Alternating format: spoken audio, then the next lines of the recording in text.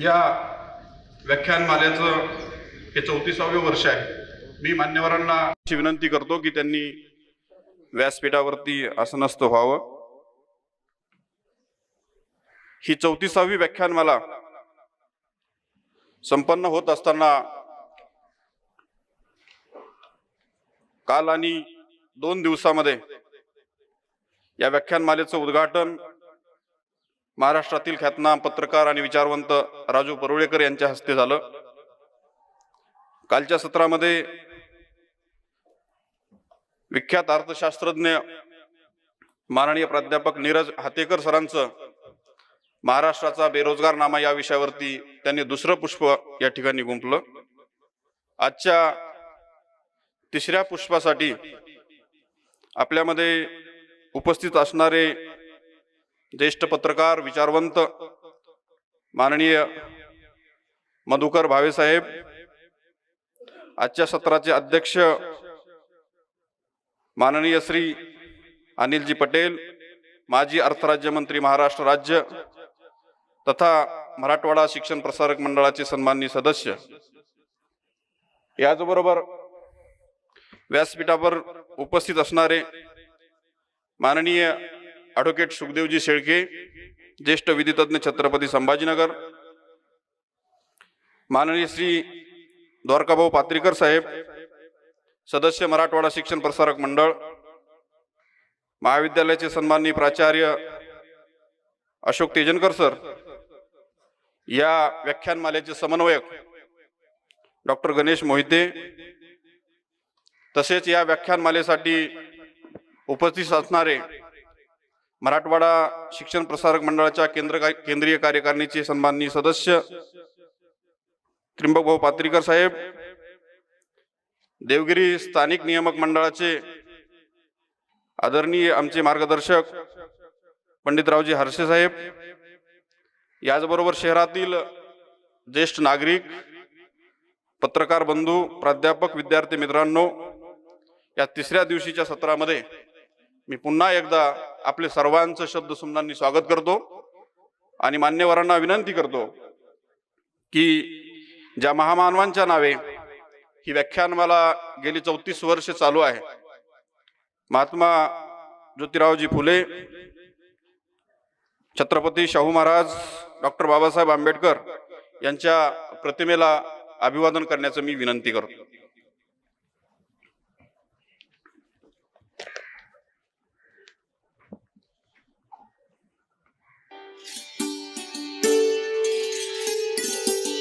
गेली 34 वर्ष ही महाविद्यालयामार्फत राबवली जाणारी व्याख्यानमाला एक विद्यार्थ्यामध्ये फुले शाहू आंबेडकरांचा विचार पोहोचला पाहिजे, या विचारांची ओळख झाली पाहिजे।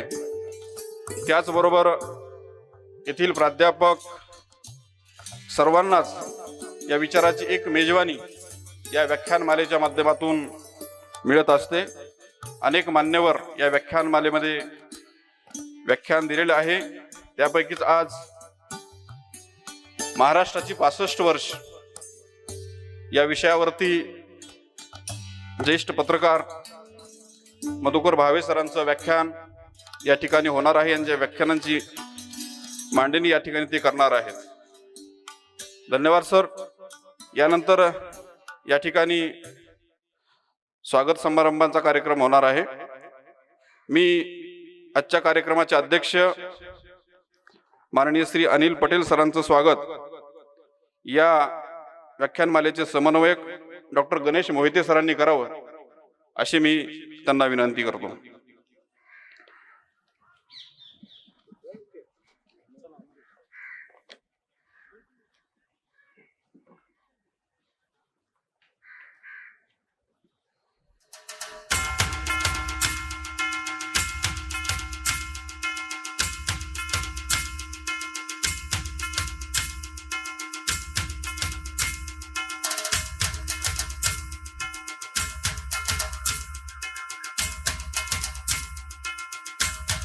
यानंतर आजच्या कार्यक्रमाचे प्रमुख वक्ते माननीय श्री मधुकरजी भावे साहेब, यांचं स्वागत करण्याची विनंती महाविद्यालयाचे सन्माननीय प्राचार्य डॉक्टर अशोक तेजनकर सरांना विनंती करतो की त्यांनी प्रमुख वक्त्यांचं या ठिकाणी स्वागत करायचं.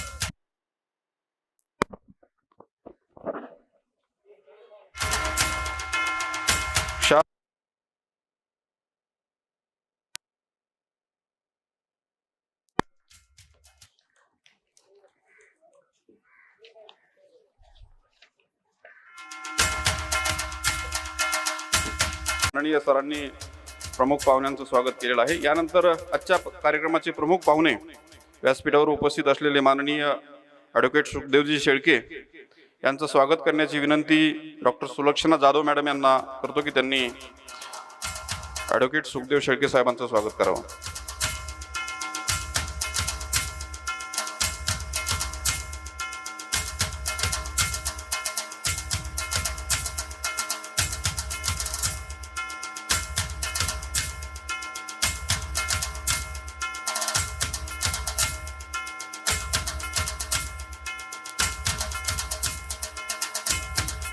यानंतर व्यासपीठावरील प्रमुख पाहुणे माननीय श्री द्वारकाभाऊ पात्रीकर साहेबांचं स्वागत प्राध्यापक विजय नलावडे सरांनी करावं अशी मी त्यांना विनंती करतो.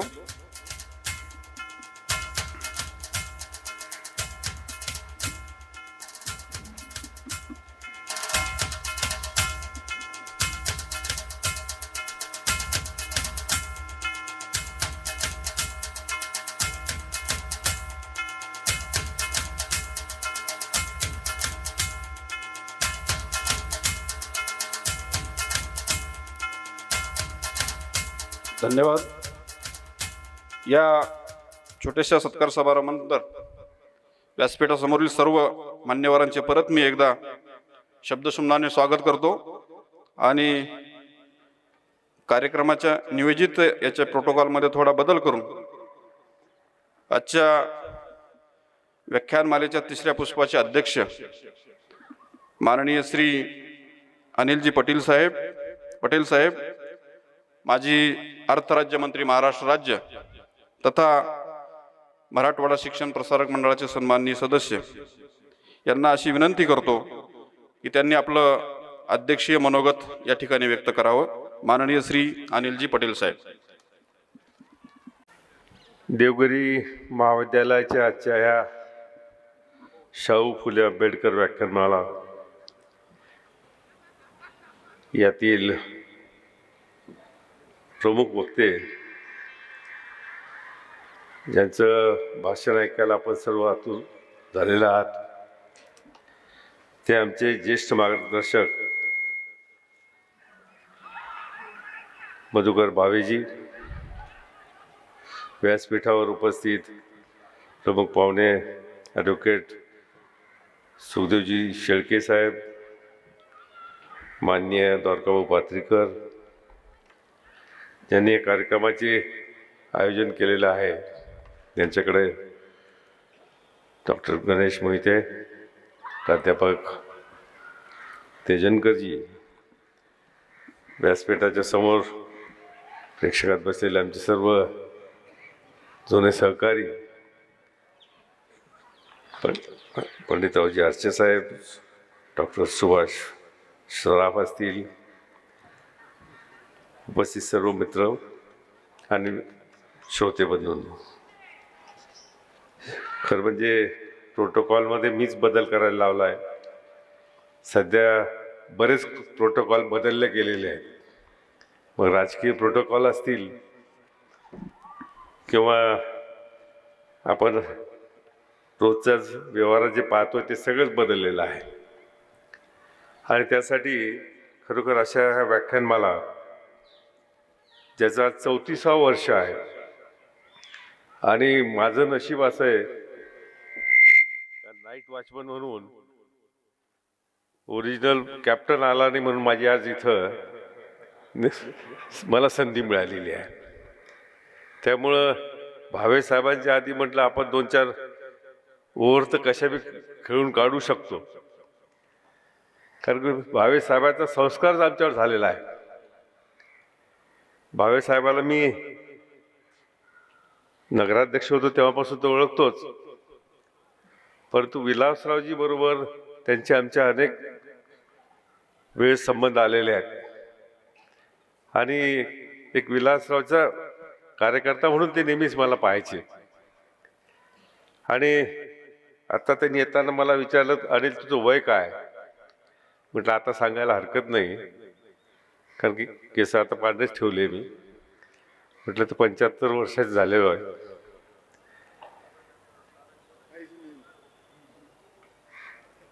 पण आजचा विषय जो आहे तो 65 वर्षाचा आहे.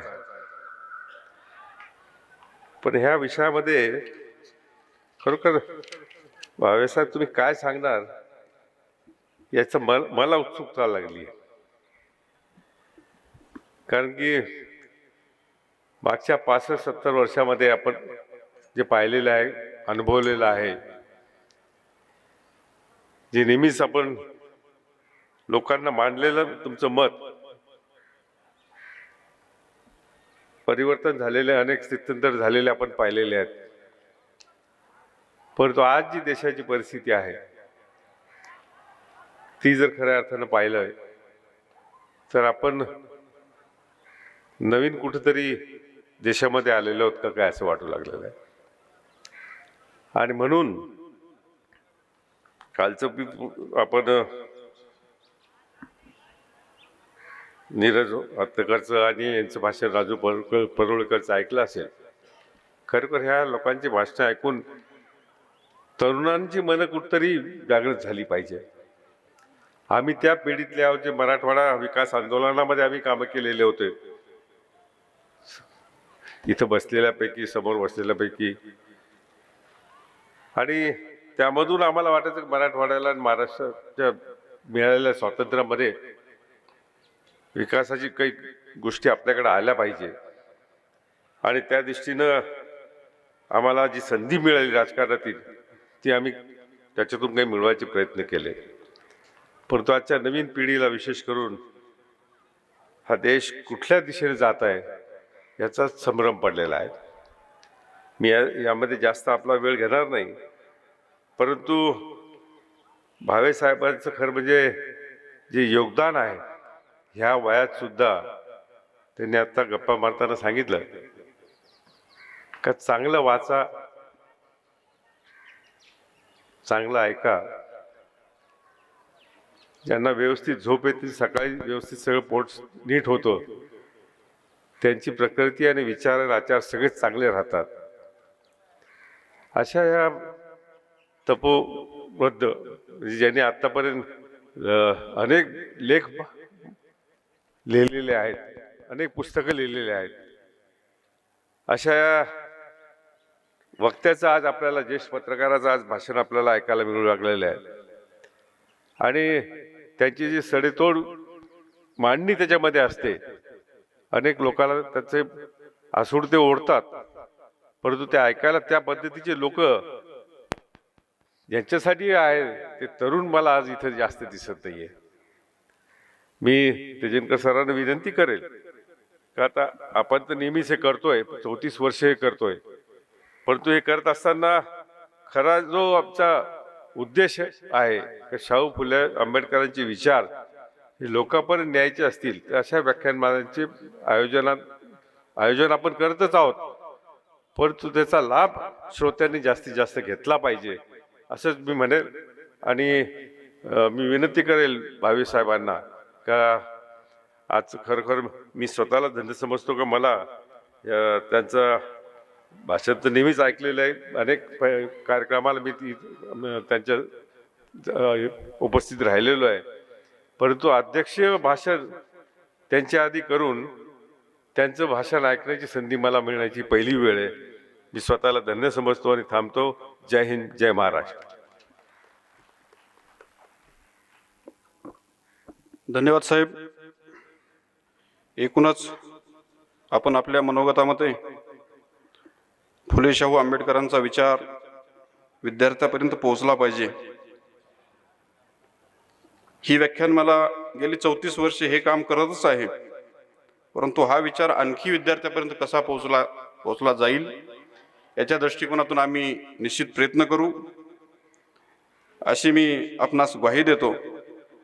आणि आजच्या तिसऱ्या पुष्पाचे प्रमुख वक्ते मार्गदर्शक ज्येष्ठ पत्रकार मधुकर भावे यांचा परिचय थोडक्यात आपल्या समोर मांडतो। परिचय करून देण्याची या ठिकाणी आवश्यकता नाही। अख्खा महाराष्ट्र आणि देशभर एक पत्रकारी क्षेत्रामधलं नामांकित नाव आणि महाराष्ट्राच्या घराघरापर्यंत पोहोचलेलं त्यांच्या लेखणीतून आणि त्यांच्या मधुर वाणीमधून भाषणामधून तो अख्खा महाराष्ट्र उभा करण्याची त्यांची जी शैली आहे। परंतु या कार्यक्रमाचा औपचारिकतेचा भाग म्हणून मी सर्व बारीक सारीक गोष्टी काही या ठिकाणी त्यांच्या बायोडाटातल्या सांगणार नाही, परंतु काही ठळक बाबी या ठिकाणी आपणासमोर आवर्जून सांगेल। ज्येष्ठ पत्रकार मधुकर गोपीनाथ भावे, जन्मस्थळ रोहा रायगड, शिक्षण मॅट्रिक 1958 आणि आजचं वय वर्ष 87।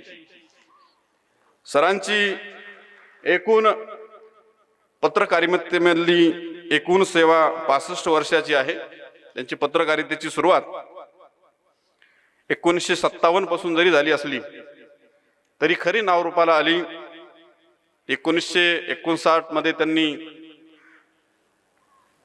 ज्येष्ठ साहित्यकार आचार्य आत्रे यांच्या मराठा या वर्तमानपत्रामध्ये त्यांनी वार्ताहर म्हणून या पत्रकारितेला सुरुवात केली। 60 रुपये महिन्याची नोकरी आणि मुंबई मधलं जीवन अत्यंत धावपळीचं आणि प्रारंभिकतेमध्ये अत्यंत सडजोड पत्रकारिता, कारण तो जो काळ आहे तो महाराष्ट्रामध्ये संयुक्त महाराष्ट्राची चळवळ अतिशय वेग घेत होती आणि त्याचं नेतृत्व आत्रे सरांच्या माध्यमातून संपूर्ण महाराष्ट्रामध्ये एक वैचारिक मंथन संयुक्त महाराष्ट्राच्या चळवळीच्या दृष्टिकोनातून घडून येत होतं आणि मराठामध्ये भावे सरांना नोकरीसाठी आग्रहपूर्वक बोलवण्याचं काम आत्रे सरांनीच केलेलं आहे। ज्यावेळेस त्यांनी त्यांचा विश्वास संपादन केला,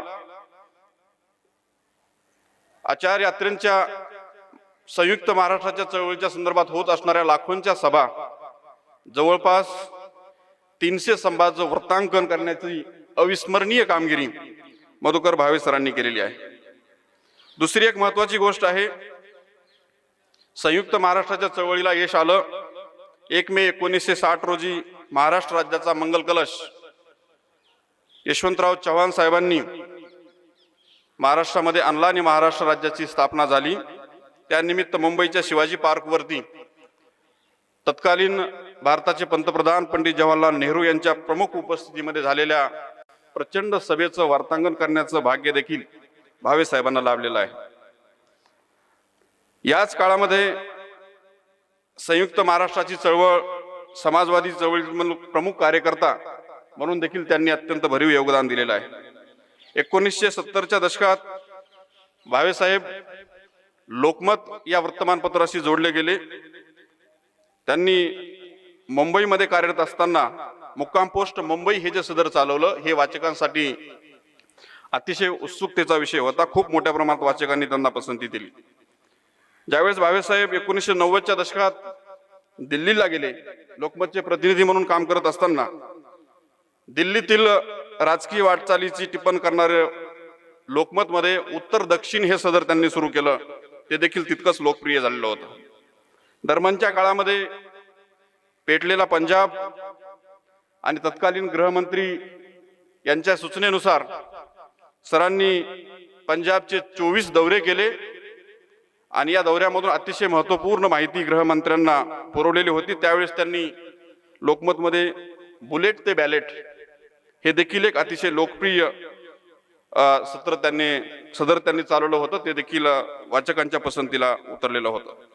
लोकमतच्या जडणघडणीमध्ये सरांचं अत्यंत महत्त्वपूर्ण योगदान आहे। लोकमत बरोबरच त्यांनी एकमत, रामप्रहर आणि प्रहार या दैनिकाचं देखील संपादक म्हणून काम केलेलं आहे। एकूण 65 वर्षाची पत्रकारिता आणि एकूण 30 वर्ष महाराष्ट्राच्या विधानसभेच्या कामकाजाचं केलेलं वृत्तसंकलन आणि एकूण 5000 लेख वेगवेगळ्या वर्तमानपत्रामध्ये त्यांनी प्रकाशित केलेले आहेत. त्यांचे लेख प्रसिद्ध झालेले आहेत. त्याचबरोबर एक पत्रकारितेबरोबरच त्यांनी जवळपास एकूण 20 पुस्तकांचं लिखाण केलेलं आहे. सगळ्यांची नावं या ठिकाणी मी घेणार नाही, परंतु या काही ग्रंथांचा या ठिकाणी आवर्जून उल्लेख करावा लागेल. त्यातील पहिलं पुस्तक यशवंतराव ते विलासराव हे आजवरच्या मुख्यमंत्र्यांच्या कामगिरीचा आढावा घेणारं अत्यंत महत्वाचं पुस्तक, एक संदर्भ ग्रंथ म्हणून आज ठरलेला आहे. आचार्य आत्रे यांच्या जीवनावरील मंतारलेले दिवस, यशवंतराव चव्हाण यांच्या जीवनावरील सह्याद्री ते हिमालय, वसंतदादा पाटील यांच्या जीवनावरील सर्वांचे दादा, शंकरराव चव्हाण यांच्या जीवनावरील भगीरथ, माननीय शरदराव पवार यांच्या जीवनावरील महानायक, राजाराम बापू पाटील यांच्या जीवनावरील बापू आणि विलासराव देशमुख यांच्या जीवनावरील राजहंस आणि मुद्रा ही पुस्तकं महाराष्ट्रातील नव्हे तर देशभरातील अनेक वाचकांच्या पसंतीला उतरली आणि अनेक अभ्यासकांच्या वैयक्तिक संचलनामध्ये देखील ती विराजमान झालेली आहे. याचबरोबर थोडा परिचय लांबतोय, परंतु सरांचं जे कामच एवढं आहे त्यातील काही ठळक बाबीच मी मांडतोय. यशवंतराव चव्हाणांचं जन्मशताब्दी वर्ष महाराष्ट्रामध्ये साजरं झालं 2012-13 मध्ये. त्यावेळेस भावे साहेबांनी पूर्ण महाराष्ट्रामध्ये 100 व्याख्यानं दिली. त्यातील काही व्याख्यान 5 व्याख्यानं हे अमेरिकेमध्ये देखील त्यांची झालेली आहे. महाराष्ट्राचा सुवर्ण वर्ष महोत्सव वर्षानिमित्त त्यांनी महाराष्ट्राच्या चांद्यापासून बांद्यापर्यंत सर्व भागामध्ये जाऊन महाराष्ट्र काल आज आणि उद्या या विषयावर त्यांनी व्याख्यान दिलेले आहेत. आणि मला सांगायला आनंद आहे, भावेसाहेब तो कार्यक्रम महाविद्यालयाच्या याच प्रांगणामध्ये एक झालेला आहे. त्यांनी आपल्या व्याख्यानामध्ये महाराष्ट्रामधील असलेली कमतरतेची जाणीव करून दिलीच, त्याचबरोबर त्यावरती विचारमंथन देखील केलेलं आहे, उपाय देखील सुचवलेले आहेत. महाराष्ट्राच्या संयुक्त महाराष्ट्र राज्याच्या निर्मितीसाठी ज्या कामगारांनी शेतकऱ्यांनी बलिदान दिलं त्यांची आज काय अवस्था आहे हा महत्वाचा आणि तितकाच जिकिरीचा प्रश्न ते आपल्या व्याख्यानामधून विचारत होते. त्यांचं एक महत्वाचं वाक्य होतं, महत्वाचा प्रश्न होता, महाराष्ट्र निर्मितीसाठी लढले कोण आणि गब्बर झाले कोण. हा त्यांचा महत्वाचा सवाल आज आपल्या सगळ्यांनाच विचारमग्न अवस्थेमध्ये घेऊन जाणार आहे. विविध धर्माचा, 18 पगड जातीचा आणि असंख्य भाषांनी बहरलेला भारत देश एकसंघ ठेवण्याची ताकद केवळ काँग्रेस पक्षाच्या विचारात आहे, यावर माननीय भावे साहेबांची ठाम निष्ठा आहे. त्यामुळेच ते नेहमी सांगतात, मी विनोबा भावे यांच्या विचाराचा पाईक आहे.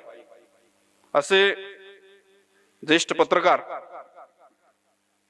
साहेब, आपणाला सर्वात जास्त प्रेम महाराष्ट्राचे पहिले मुख्यमंत्री यशवंतराव चव्हाण यांचं लाभलं. त्यांच्या सानिध्यामध्ये आपण अधिक कार्यकाळ काम केलं. महाराष्ट्राची जडणघडण होत असताना, सामाजिक आर्थिक सांस्कृतिक महाराष्ट्राची बांधणी होत असताना हा सगळा कायापाठ हा आपल्या साक्षीने त्या ठिकाणी झालेला आहे. म्हणून आपण जवळपास 65 वर्षामध्ये सर्व मुख्यमंत्री, विधानसभेचं कामकाज, सर्व विरोधी पक्ष नेते, अगदी सगळ्या बाबीचे तुम्ही साक्षीदार आहात. त्यामुळं आजची जी काही महाराष्ट्राची जडणघडण आहे याबद्दल अधिकारवाणीने मांडणी करणारी जी काही महाराष्ट्रातील मोजकी मंडळी आहे त्यामध्ये तुम्ही एक आहात. याच्यावरती आमच्या महाविद्यालयाचे प्राचार्य, स्थानिक नियामक मंडळ आणि संस्थेचे पदाधिकारी ज्यावेळेस ही सगळी विषयाची मांडणी केली जात होती त्यावेळेस अगदी अधिकारवाणीने तुमचं नाव या ठिकाणी निश्चित झालं. म्हणून मी सरांना अशी विनंती करेल. सर हे एक महाराष्ट्रातील ज्येष्ठ पत्रकार आहेत, विचारवंत आहेत, गांधीवादी विचारांचे पुरस्कर्ते आणि पाईक आहेत. महाराष्ट्राच्या यशवंत परंपरेला कायम आपल्या लेखणीद्वारे भक्कम पाठबळ देणारे आणि महाराष्ट्राच्या राजकीय सारीपाटाचे ज्येष्ठ अभ्यासक, अत्यंत पुरोगामी, क्षमतावादी, लोकशाही मूल्यांचा आणि व्यक्ती स्वातंत्र्याचा आग्रह धरणारे ज्येष्ठ पत्रकार माननीय श्री मधुकर भावे साहेबांना महाराष्ट्राची 65 वर्ष या विषयावरती आम्हा सर्वांना मार्गदर्शन करावं, आपलं मनोगत या ठिकाणी मांडावं अशी मी विनंती करतो. ज्येष्ठ पत्रकार मधुकर भावे साहेब.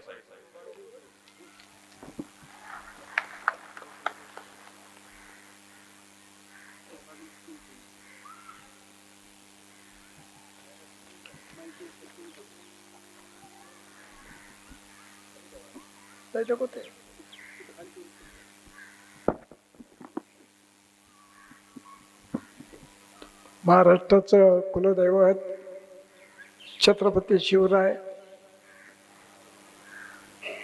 महात्मा ज्योतिराव, राजर्षी शाहू महाराज आणि डॉक्टर बाबासाहेब आंबेडकर या तिघांचे छायाचित्र इथे ठेवलेत.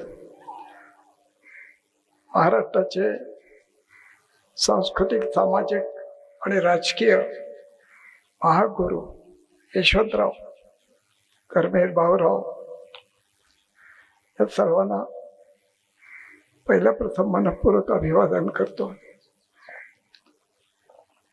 व्यासपीठावरील आजचे अध्यक्ष नियुक्त जे होते शेळके सुखदेवजी, ते आले नाहीत. अनिल बाबू ते नियोजित अध्यक्ष आले नाहीत आणि बदली कामगार म्हणून तुम्ही आलात. माझ्या दृष्टीने माझं भाग्य आहे, तुमचं भाग्य नाही आहे.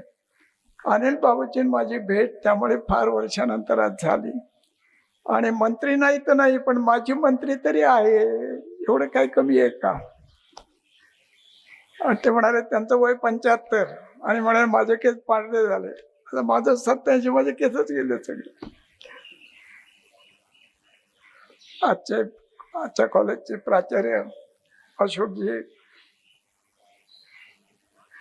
नियोजित अध्यक्ष जे होते ते, पण ते आले नाहीत. सुखदेवजी, आमचे द्वारका भाऊ फार वर्षांनी भेटले, लढाऊ माणूस औरंगाबाद मधला. गणेश मोहिते साहेब, आपल्याकडे बोलवलेला पाहुणा येई परेत, तो येतो की नाही, येतो की नाही, येतो की नाही. 3 दिवस सकाळ संध्याकाळ कधी निघणार, कधी येता, कधी पोचलात का, आलात का, येऊ का. आणि नंतर एवढा परिचय. आता ज्याला बोलवलं त्या पाहुण्याबद्दल चांगलं बोलावंच लागतं. त्यामुळे परिचय करून देणारा जो असतो ना, त्याच्यापेक्षा त्याचा परिचय करून दिला जातो, त्याची फार अवघड परिस्थिती होऊन जाते. पण त्याला माहित असतं की असलेली नसलेली सगळी विश्लेषण आज आपल्याला लावली जाणार आहे. तशी विषयांना लावली. मी एक छोटा पत्रकार आहे, पण भाग्यवान मी कशात आहे तर देवगिरी महाविद्यालयाने मला आजच्या व्याख्यानाकरता बोलवलं. मी परदेशात होतो, उतरलो, फोन आला, आम्ही देवगिरी महाविद्यालयात तुमचं व्याख्यान ठेवतोय, तुम्ही याल का? म्हटलं देवगिरी महाविद्यालयात आणि शाहू फुले आंबेडकर. आलोच. इथे येण्यासारखा आनंद नाही साहेब. या कॉलेजचे संस्थापक विनायकराव पाटील यांनी या कॉलेजचं उद्घाटन केलं यशवंतराव चव्हाणांच्या हस्ते. त्या कार्यक्रमाला मी आलेलो होतो, त्याचं रिपोर्टिंग मी केलेलं आहे. आणि तो उमदा अध्यक्ष प्रदेश काँग्रेसचा, आजही त्यांचा चेहरा पाहिल्यानंतर विनायकरावचे जवळ वावरतायत असं वाटतं. त्यामुळे मिलिंद महाविद्यालयात, देवगिरी महाविद्यालयात, विनायकरावांच्या कॉलेजमध्ये, दुसरं याच महाविद्यालयात उद्धवराव पाटलांचा सत्कार यशवंतराव चव्हाण साहेबांच्या हस्ते इथेच करण्यात आलेला आहे. तो 9 ऑक्टोबर 1983ला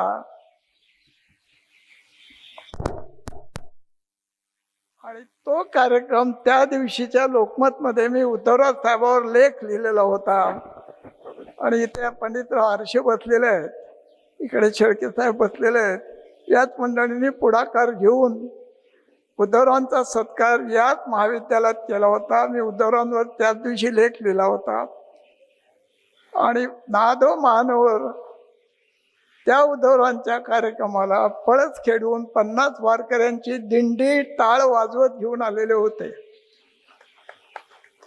हे सगळं आज असं डोळ्यासमोर चित्र उभं राहतं. देवगिरी महाविद्यालय म्हटल्यानंतर मराठवाड्याच्या सांस्कृतिक आणि शैक्षणिक सगळ्या भूमिकेला फार मोठा आधारवड असलेलं हे महाविद्यालय आहे. आणि इथं माझ्यासारख्या एका छोट्या पत्रकाराला बोलून आपण विचारवंत वगैरे विशेषणं लावली. विचारवंत शब्द खूप मोठा येत आहे. आज विचार शिल्लकच नाही राहिला कोणता. आणि हे म्हणाले की आता मधुकर भावे मार्गदर्शन करतील. कसलं मार्गदर्शन? मार्ग आहे कुठं? दर्शन कोणाचं घ्यायचं? आज दर्शन घेण्यासारखं कोण आहे सांगा ना. आणि म्हणून 65 वर्ष जे माझ्यासारख्याला अस्वस्थ करतात, माझ्या पिढीला जे अस्वस्थ करतात, ते याच्याकरता की ही सगळी माणसं तर फारच मोठी होती, पण गेल्या 65 वर्षातील महाराष्ट्र घडवणारी जी माणसं होती त्या तोडीची माणसं सुद्धा आता राहिलेली नाहीत. म्हणून उद्याचा काळ विचित्र काळ आहे. त्या काळामध्ये या जुन्या माणसांनी काय केलं, कसा महाराष्ट्र उभा केला, कसा घडवला महाराष्ट्राला, हे नवीन पिढीला सांगणं अतिशय गरजेचं आहे. मला प्राचार्य साहेब म्हणाले की तुम्ही उभं राहून बोलता की बसून बोलता. ते माझ्या वयाकडे बघून कदाचित म्हणाले असतील, पण ज्या दिवशी बसून बोलायची वेळ येईल त्या दिवशी मी व्याख्यान देणं बंद करून टाकेन. प्राध्यापक बसून बोलत नाही, वर्गात उभं राहूनच बोलतो. आणि आपले बोलणं विद्यार्थ्याला आकलन झालंय की नाही याची बरोबर काळजी प्राध्यापक घेतो. आणि त्यातून गुरुकल्पना जी आलेली आहे, गुरुकुल कल्पना, ही त्यातली कल्पना आहे. आता ऑनलाईन शिक्षण आहे, पण ऑनलाईन शिक्षणात विद्यार्थी दिसत नाही तुम्हाला. त्याला समजलं की नाही तुम्हाला कळत नाही. त्याची आकलन शक्ती किती आहे तुम्हाला कळत नाही. त्यामुळे ऑनलाईन अनेकांना तुम्हाला करता येईल, पण समोर विद्यार्थी शिक्षकाला दिसणं जे महत्वाचं आहे, तसं वक्त्याला उभं राहून समोर आपला श्रोता दिसणं, त्याला आपलं सांगणं पटतंय नाही पटतंय त्याच्या चेहऱ्यावरून हे समजतं. आणि म्हणून जेवढे दिवस उभं राहून बोलता येईल, जेवढे दिवस बोलता येईल, जितके दिवस सांगता येईल चालता येईल, तितके दिवस हे करत राहायचं. हे एक व्रत घेऊन मी हे काम करतोय मनापासून तुम्हाला सांग. कारण आता यशवंतराव होणार नाहीयेत, तो महाराष्ट्र पुन्हा तसा उभा राहणार नाहीये, ती माणसं आता होणार नाहीयेत. माणसं दटिंगण, महाराष्ट्रात दटिंगण होत चाललेलं आहे. शिक्षण वाढलं की नाही? खूप वाढलं. श्रीमंती वाढली की नाही? खूप वाढली. गावोगावी मोटरी आल्या की नाही? खूप आल्या. शिक्षणाने माणसं सुशिक्षित झाली की नाही? आले. तर मोबाईलला माणसं वेडी करून टाकलेली आहेत सगळे. प्रत्येकाच्या हातात जो मोबाईल आहे तो अधिक कुशीत घेऊन झोपेपर्यंत तो आपल्या जवळ असला पाहिजे, अशा पद्धतीने आज मोबाईल आहे तुमच्याजवळ. सगळं चांगलं आहे, पण आजच्या शिक्षणानं सुशिक्षित झालेला माणूस जो आहे तो देशाचा जबाबदार नागरिक झाला का, एवढा एक प्रश्न मनाला विचारा. सुशिक्षित झाले, पदव्या घेतल्या, पदव्युत्तर शिक्षण घेतलं, डबल ग्रॅज्युएट झाले, इंजिनियर झाले, डॉक्टर झाले, पण तुमच्या औरंगाबादमध्ये एक दिवस ट्रॅफिक पोलिसाला बाजूला करा आणि गाड्या चालवणारा माणूस जबाबदार नागरिक आहे का याचं मला उत्तर द्या तुम्ही. मुंबईमध्ये काय परिस्थिती आहे, पुण्यामध्ये काय परिस्थिती आहे, हिट अँड रन. तेव्हा उच्च शिक्षण घेऊन उच्च शिक्षित झाला म्हणजे तो देशाचा जबाबदार नागरिक होत नाही. आणि आज सगळ्यात मोठी आजच्या समाजासमोर जो मुख्य प्रश्न आहे तो आम्ही जबाबदार नागरिक न होता थटिंगण नागरिक अधिक मोठ्या प्रमाणात होत चाललेलो आहोत. आणि कोणाला सांगायला गेलं तर ऐकायच्या मनस्थितीत आता कोणी नाही आणि सांगणारही कोणी नाही. यशवंतरावांकडे पाहताना, दादांकडे पाहताना, कर्मेरावांकडे पाहताना, या सगळ्या मोठ्या माणसांकडे पाहताना एक अशी जाणीव व्हायची की हे वडीलधारी आहेत. पूर्वी घरात आई वडिलांचा धाक असायचा. संध्याकाळी 6-7 वाजता आई देवाजवळ दिवा लावायची आणि ती शुभंकरोती व्हायलाच पाहिजे. ती शुभंकरोती झाली नाही ते जीवाला नाही. बेकंबे बेदरून 4 बेतिक 6 बेचोक 8 1 पाव 2 पाव 3 पाव 4 पाव 1 ते सगळं पाठ तोंडपाठ झालं पाहिजे. आई शिकलेली नव्हती, पण न शिकवलेल्या आईने इतक्या गोष्टी शिकवल्या. आज हे सगळं वाहून गेलंय. आणि म्हणून जबाबदार नागरिक करण्याची जबाबदारी शिक्षणाची मोठ्या प्रमाणात आहे. केवळ कॉलेज खूप झाली म्हणजे माणसं जबाबदार नाहीत. माणसं सुशिक्षित झाली म्हणजे ती जबाबदार नागरिक होत नाहीत. असा आज समाजात वावरताना अनुभवायला लागलेला आहे. त्यामुळे आजचं रामायणाचं जग राहिलेलं नाही, आजचं महाभारताचं जग राहिलेलं नाही, आजचं वाल्मिकीचं जग होत आहे. आणि ते धटिंगणपणातून होते. हा धटिंगणपणा आला कुठून? हा महाराष्ट्र असा होता का? असा नव्हता महाराष्ट्र. कसा घडला उभा राहिला महाराष्ट्र? बाबांच्या निवडणुकीमध्ये पहिली निवडणूक, बाबासाहेबांनी मतदानाचा अधिकार दिलेली पहिली निवडणूक. 17 जिल्ह्यापैकी 9 जिल्ह्यात महाविद्यालय नव्हतं. खरं वाटेल कोणाला? 79% मतदान झालं. 2025च्या निवडणुकीत, 24च्या निवडणुकीमध्ये डेंग्यावर कॉलेज झालेत, शिक्षण संस्था उभ्या राहिल्यात, शिक्षित झाले, पदव्युत्तर झाले. 63% जमतेम सगळं मिळून सरासरी 63% मतदान झालं. शिक्षित झालो का आम्ही? जबाबदार झालो का? लोकशाही घडवायला आम्ही समर्थ झालो का? पुरेसा आकलन आम्हाला झालं का? या प्रश्नाचं उत्तर मिळत नाही. आणि म्हणून शिक्षित नागरिक आणि जबाबदार नागरिक याच्यामधला महत्वाच्या फरक पासून आपण बाजूला जातो आहे. ही पहिली गोष्ट लक्षात घ्या.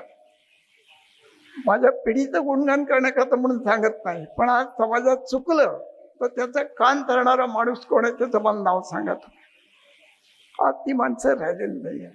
महाराष्ट्र कसा घडवला या माणसांनी? ते 1967-37ला पहिलं आपलं सरकार आलं, त्याला मुंबई राज्य होतं, म्हणजे महाराष्ट्रच होता, पण गुजरात जोडलेलं. त्या 37च्या सरकाराने तुम्हाला जे कायदे दिलेले आहेत, साहेब, कसेल त्याची जमीन. देशामध्ये पहिला कायदा महाराष्ट्राने केला. जो शेतकरी कसतो तो जमिनीचा मालक. महाराष्ट्राने पहिलं. इथं महिला बसलेत. द्विवार्य प्रतिबंधक कायदा 37 साली या महाराष्ट्रात पहिल्यांदा लीलावती मुंशी या एका महिला सदस्याने आणला आणि आग्रहाने करून घेतला. मुख्यमंत्री म्हणाले बाळासाहेब खेर की आम्ही 8 दिवसात तो कायदा आणू. त्या बाईने 8 दिवस उपोषण केलं आणि कायदा पास झाला त्या दिवशी उपोषण सोडलं. आज तुम्हाला एसटी सगळीकडे दिसते. 15 ऑगस्ट 1948ला देशामध्ये खासगी गाड्यांचं राष्ट्रीयकरण करून पहिली एसटी या महाराष्ट्रात धावली, पुणे ते नगर. पहिले प्रवासी बाळासाहेब भारतीय तिकीट 14 आणे. ते माझ्या महाराष्ट्र 60 पुस्तक मी दिलाय सरांना भेट, त्यात ते मी तिकीट पण छापलाय, बाळासाहेबांच्या खिशातलं तिकीट. ही सगळी पुरोगामी परंपरा महाराष्ट्राची कितीपासून सुरू झाली, तो सगळा विचार यशवंतरावांनी पुढे कृतीत कसा आणला. मुख्यमंत्री झाले यशवंतराव. का पहिल्यांदा काय केलं ते? पहिलं विधेयक कोणतं आहे महाराष्ट्राचं? डोक्यावरून महिला वाहून न्यायला बंदी. आज नवीन मुलांना सांगितलं तर खरं वाटणार नाही की माणसांची घाण डोक्यावर वाहून न्यायची नाही. हा विचार यशवंतराव चव्हाणांनी 70 वर्षापूर्वी मांडला. साधी गोष्ट आहे, कल्पना करा तुम्ही. त्यावेळेचे अर्थ सचिव पै मास्टर म्हणाले, साहेब 28 कोटी रुपये खर्च येईल. 28 कोटी. यशवंतराव म्हणाले 280 कोटी खर्च आला तरी चालेल. पण माणसांनी माणसांची घाण डोक्यावर व्हायची नाही. काय करायचं? ट्रॉल्या आणायचं, लोखंडी पिंप आणायचे.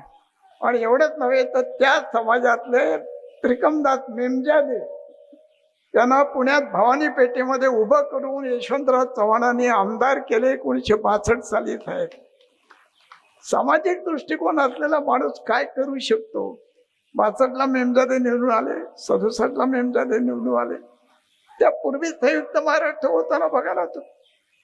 ती जी महाराष्ट्र राज्य निर्माण करण्यासाठी जी 5 वर्ष लढा दिला आहे महाराष्ट्रातल्या तमाम जनतेने, 105 माणसं मारली गेली. त्या शेवंताबाई मोहितेच्या पोटात गोळी लागली, तिच्या पोटलातला अर्भक रस्त्यावर खाली पडलं. ती 105 ठार झालेली जी माणसं आहेत ती महाराष्ट्राकरता लढली. तो अमरशेख महाराष्ट्राकरता लढला, तो शाहीर परांदे, शाहीर आत्माराम पाटील हे महाराष्ट्राकरता लढले. त्यांना काय मिळालं? पूर्ण महाराष्ट्र. इथे BC कांबळे मुंबईचे अहमदनगर मधून निवडून आले महाराष्ट्राचे, आणि हे महाराष्ट्र राज्य निर्माण झालं. ते होताना सुद्धा त्याचं नाव मुंबई राज्य होतं. आचार्य अत्तेसाहेबांनी मराठातून दिले, यशवंतराव मला मुंबई राज्य नाव चालणार नाही, महाराष्ट्र हेच नाव असलं पाहिजे. यशवंतराव म्हणाले आम्ही कंसात मुंबई घालणार आहोत, कंसात महाराष्ट्र घालणार आहोत. मात्र ते म्हणले त्या कंसाचं पोट फाडून टाकेल, आम्हाला महाराष्ट्रात नाव पाहिजे. आणि आज बघा तुम्ही, इतर राज्यांना कमी लेखतो म्हणून समजू नका. तुम्ही आपल्या राज्याचं नाव उच्चारा आणि ओरिसा, तामिळनाडू हे नाव उच्चारा आणि महाराष्ट्र बोलून बघा. या नावामध्ये जी ताकद आहे ना, ती ताकद नाही. तुम्ही या व्याख्यानमालेमध्ये मी यादी पाहिली. अहो, केवढे प्रचंड लोकांना तुम्ही बोलवलेत. त्यात शिवाजी सावंत पण आहेत. छावा 79 साली त्या कादंबरीचं प्रकाशन झालं. त्यात त्यांनी जे संभाजी महाराज उभे केले छावामध्ये 22 आवृत्त्या निघाल्या. त्यापूर्वीच्या साहित्यिकाने आणि लेखकाने संभाजीला विकृत पद्धतीनं सादर केलं होतं. छावामध्ये शिवाजी सावंतांनी 103 ग्रंथांचा वेगवेगळ्या पुस्तकांचा संदर्भाचा अभ्यास करून 700 पानाची छावा कादंबरी लिहिली. हे तुमचं आज जे संभाजीनगर नाव आलं याला कारण छावा कादंबरीनं वातावरण तयार केलं हे लक्षात ठेवा. आहे संभाजी महाराज त्यातनं जे महाराष्ट्राला माहीत झाले, ही अशी माणसं या व्यासपीठावर आले. का लहान माणूस होता का तो? अप्पासाहेब पवारला तुम्ही आणलं, प्रकाश आमटेला तुम्ही आणलंय, तुमचा आमचा कॉम्रेड येचुरीला तुम्ही आणलंय. एवढी मोठी मोठी माणसं तुम्ही आणली. माझ्यासारख्याला बोलवणे नाही का काय म्हणणार? मी तर वाट बघतोय असे संस्था कोण बोलवत आहेत. आणि एवढे लोक ऐकायला जमतात का? कुठे आणले? ऐकायलाही कोणी जमत नाही, सांगायलाही कोणी नाही, आणि कोणाला ऐकायची गरज नाही आणि कोणाला सांगण्याची पण गरज नाही. ऐकण्याच्या आणि सांगण्याच्या पलीकडे गेलेला आता समाज चाललेला आहे. अशा वेळी या देवगिरी महादेवाच्या प्रांगणात एवढी माणसं ऐकायला आली. अनिल बाबू तुम्ही भाग्यवान आहात, तुमच्यापेक्षा 100 पट मी भाग्यवान आहे असं समजलं. आणि म्हणून मला हे यशवंतराव महाराष्ट्रांनी सांगत का फिरलो. आणि म्हणून मुख्यमंत्री अनेक होते तेवढे दिवस. आता हे कितवे मुख्यमंत्री आहेत? फडणवीस खूप झाले मुख्यमंत्री. पण यशवंतराव होईल का पुन्हा? यशवंतराव जिथे राहत होते एक रेसकोर्स रोडला, तिथे मागे मोसंब्याची 5-10 झाडं आहेत. संध्याकाळी आले परत की तिथे वेताची खुर्ची टाकून बसायचे आणि वेणुताई चहा करायच्या. तर एक दिवस वेणुताई ना त्याच्या वॉचमननी सांगितलं की सकाळी रात्रीच्या वॉचमननी 25 मोसंबी काढून नाही दिली. दुसऱ्या वॉचमननी तक्रार केली. त्याने वेणुताईने सांगितलं. वेणुताईने साहेबांना सांगितलं की साहेब असं तो वॉचमन सांगत होता. साहेब असं बोलवा त्याला. तर ड्युटीच्या वॉचमनला त्याला बोलून आणलं. त्याला बोलून आणलं. थरथर कापत आला आणि हा वॉचमन खुश झाला. की आता चांगली होते बरोबर. माणसं कशी असतात मनाने बघा. तो उभा राहिला, काय विचारावं यशवंतरावांना, घर में कौन बीमार है? कल्पना करू शकता? त्यावेळी रस्त्यावर मोसंबी हातात पाहिले की लोक विचारायचे घरी कोण आजारी आहे. आता सारखे फळांच्या गाड्या तेव्हा लागत नव्हत्या. मोसंबी म्हणजे घरी आजारी. घर में कौन बीमार है? पर मेरी माँ बीमार है. जब तक माँ बीमार है जितने चाहे उतने मौसम्बी लेके जाओ और 4 दिन छुट्टी ले लो.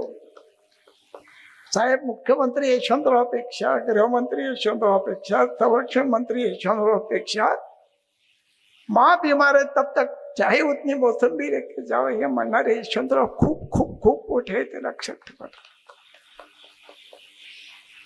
अशी माणसं होती. उजनी धरणाच्या उद्घाटनाला आम्ही निघालो. उजनी आला इंदापूरच्या जवळ. हेलिकॉप्टर मध्ये मी म्हटलं, साहेब आपण इंदापूरकडे जायला पाहिजे ना. नाही म्हणे, आधी पंढरपूरला जायचं. का? आपण त्याची चंद्रभागा अडवली, त्याच्या पार डोकं ठेवून त्याची क्षमा मागितली पाहिजे. साहेब, कोण बोलू शकतो काय? यशवंतरावांनी पांडुरंगाच्या पार डोकं ठेवून त्याची क्षमा मागितली. मी म्हटलं, साहेब तुम्ही हा सगळा खटाटोप कशा करता करताय? त्या शेतकऱ्या करता करता एवढं इमोशनल कशाला? आता उद्या यात पाणी शेतात जाईल तर मनगटासाठी कणसं येतील. माझ्या पाठीवर थाप मारली. साहेब, जगातल्या कुठच्याही सटपीठापेक्षा यशवंतरावांची ती थाप मला फार मोठी थाप वाटते साहेब. आणि उन्नीच्या सभेत उल्लेख केला साहेब त्या गोष्टीत. पण पहिलं पांडुरंगाच्या पायावर डोकं टेकायला गेलं. ही माणसं म्हणतात त्याला. पदावरची माणसं नेता नाही येत साहेब. ती पद आहे म्हणून नेते, त्याच्याभोवती गर्दी आहे. पदावरून खाली उतरला की कोण आहे तेवढं मला सांगत कोण नाही. मनाने माणसं किती मोठी. 75च्या कराडच्या साहित्य संमेलनात यशवंतराव स्वागताध्यक्ष आणि दुर्गाबाई अध्यक्ष, दुर्गाबाई भागवत मोठी विदुषीबाई. आणीबाणी येण्यापूर्वी ठरलं की यशवंतराव स्वागताध्यक्ष. नंतर आली 25 जूनला आणीबाणी. दुर्गाबाईंनी जाहीर करून टाकलं की यशवंतरावला बोलवायचं, म्हणजे व्यासपीठावर येऊ द्यायचं नाही. स्वागताध्यक्ष पुढे बसले होते यशवंतराव, बाजूला तर्कतीर्थ, बाजूला प्रतापराव भोसले, बाजूला पी.डी. पाटील आणि व्यंकटेश मालुकरनी जाहीर केलं की आता यशवंतराव चव्हाण स्वागताध्यक्षपदाचं भाषण करतील. लोकांना वाटलं साहेब व्यासपीठावर येतील. साहेब असे आले, प्रतापराव भोसले आले, त्यांनी वरचा माईक उचलून खाली घेतला. इथं यशवंतरावांनी पाहिलं दुर्गाबाईकडे, नमस्कार केला. दुर्गाबाई, मी मंत्री म्हणून की आलो नाही, कराडचा नागरिक म्हणून मी आलो आणि रसिक वाचक म्हणून आलो. शिवाय हे संमेलन कुठे आहे? हे संमेलन संगमावर आहे. संगम म्हणजे कृष्णा कोयनेत मिसळते आणि कोयना कृष्णेत मिसळते. कृष्णा कोयनेत मिसळताना आपलं मी पण विसरते. मराठी साहित्यिकाने आपलं मी पण थोडंसं विसरायला शिकलं पाहिजे. साहेब, एका वाक्याने टाळ्यांचा कडकडाट सभागृहात झाला. तो आज माझ्या कानात अजून घुमतोय, तुम्हाला मी सांगतो. हे माणूस पण दादा असतील, यशवंतराव असतील, महाराष्ट्राची जडणघडण करताना त्याने हा विचार सतत डोळ्यासमोर ठेवला आहे. वसंतराव नाईक असतील, काय अवस्था होती त्यावेळेच्या महाराष्ट्राची. आज आपण संपन्न महाराष्ट्र बघतोय, अन्नधान्याच्या बाबतीत स्वावलंबी झालेला महाराष्ट्र बघतोय. पण नाईक साहेबांनी जीवाची कष्टाची पर्वा न करता महाराष्ट्र पिंजून काढून. मी लहान असताना आठवतं, आई नुसतं सांगायची, अरे रेशनला गहू आलाय, 2-2 तास लाईनीत उभं राहून अर्धा किलो आम्ही गहू घेऊन येतो. आणि अर्धा किलो गहू मिळाला की आई खुश व्हायची. दुसऱ्या दिवशी तांदूळ, तिसऱ्या दिवशी साखर. त्या महाराष्ट्राला स्वावलंबी कुणी केलं, कसं केलं, कसं घडला? रोजगार हमी सारखं विधेयक कसं आलं? आज तुम्हाला खरं वाटणार नाही भगिनींना, 5-5 लाख मजुरांमध्ये 2 लाख महिला रोजगार हमीवर काम करत होत्या 72च्या दुष्काळात. त्याच्या हाताला घट्ट पडलेले आहेत, त्यात रक्ताची चिळकांडी येते. घरी आल्यावर पुन्हा दातं टाकून पीठ भाकरी बडवायची, 10 रुपयाला नवऱ्याचा मार खायचा, पुन्हा सकाळी कामावर जायचं आणि पुन्हा लेकराला सांभाळायचं. खडी फोडायची, ते पोरांच्या डोळ्यामध्ये कपच्या उडायच्या. महाराष्ट्राचं मंत्रिमंडळ विचार करते याच्यावर की काय करता येईल. संध्याकाळी घरी गेलं तर लाईट नाही, मग जातं टाका. साहेब, त्यावेळच्या मंत्रिमंडळातल्या मंडळांनी विचार केला यशवंतराव मोहित्याने की अर्धी मजुरी आणि अर्ध ज्वारीचं पीठ, 1-1 लाख ज्वारीच्या पिठाच्या पिशव्या महिलांनी उचललेत साहेब. त्या खेड्यामधल्या त्या बाईला त्या दिवशी जे समाधान वाटलं होतं त्याची आपण कल्पना नाही करू शकणार. आज तुम्हाला सगळं आयतं मिळतंय, तयार आहे सगळं, बाजारात धान्य शिवशिव भरलेलं आहे, पण एका दिवसात हे घडलेलं नाही. त्याच्याकरता विचारपूर्वक जे काम झालेलं आहे. पागे साहेबांची योजना साहेब, पागे साहेब मुंबईला यायला निघाले तेव्हा खिशात 50 रुपये नव्हते. शेजारून उसने पैसे मागून मुंबईला आलेत आणि बायकोला त्यातले 50 रुपये दिले, 100 रुपयातले, आणि म्हणाले की शेतावर गडी लाव. किती गडी लावशील? प्रभाताई म्हणाल्या की 5-10 गडी लावेन 4-5 दिवस. गाडीत बसले, कागद घेतला हातात, 50 रुपयात 5-10 दिवस, 5-10 गडी, 100 कोटी बाजूला काढले तर किती गडी? रोजगार हमी ते पहिलं टाचण आहे, ते पहिलं टिपण आहे रोजगार हमीचं. नाईक साहेबांच्या हातात दिलं. नाईक साहेब म्हणलं म्हणजे काय? नाही म्हणाले 100 कोटी बाजूला काढू आणि आपण मागेल त्याला काम देऊया. विरोधी पक्षाची बैठक घेतली. नाईक साहेब म्हणले 100 कोटी काय मजा काय का? त्यावेळेचे 100 कोटी. महाराष्ट्रातला विरोधी पक्ष, मगाशी मी उद्धवरावचा उल्लेख केला साहेब, अशी माणसंही विरोधी पक्षात आता होणार नाहीत. उद्धवराव पाटील म्हणाले, नाईक साहेब काय चिंता करता, टॅक्स लावा. टॅक्स प्रपोजल, अनिल भाऊ अर्थ राज्यमंत्री होते. टॅक्स प्रपोजल कुठून येतं? सरकारी बेंचवरून येतं, ट्रेझरी बेंचवरून टॅक्स कर लावला जातो. इथं महाराष्ट्रात विरोधी पक्ष म्हणतोय कर लावा. जगाच्या हिंदू लोकशाहीच्या इतिहासामध्ये असं उदाहरण तुम्हाला सापडणार नाही की from leader opposition bench, not treasury bench, tax लावण्याचा आग्रह धरतोय.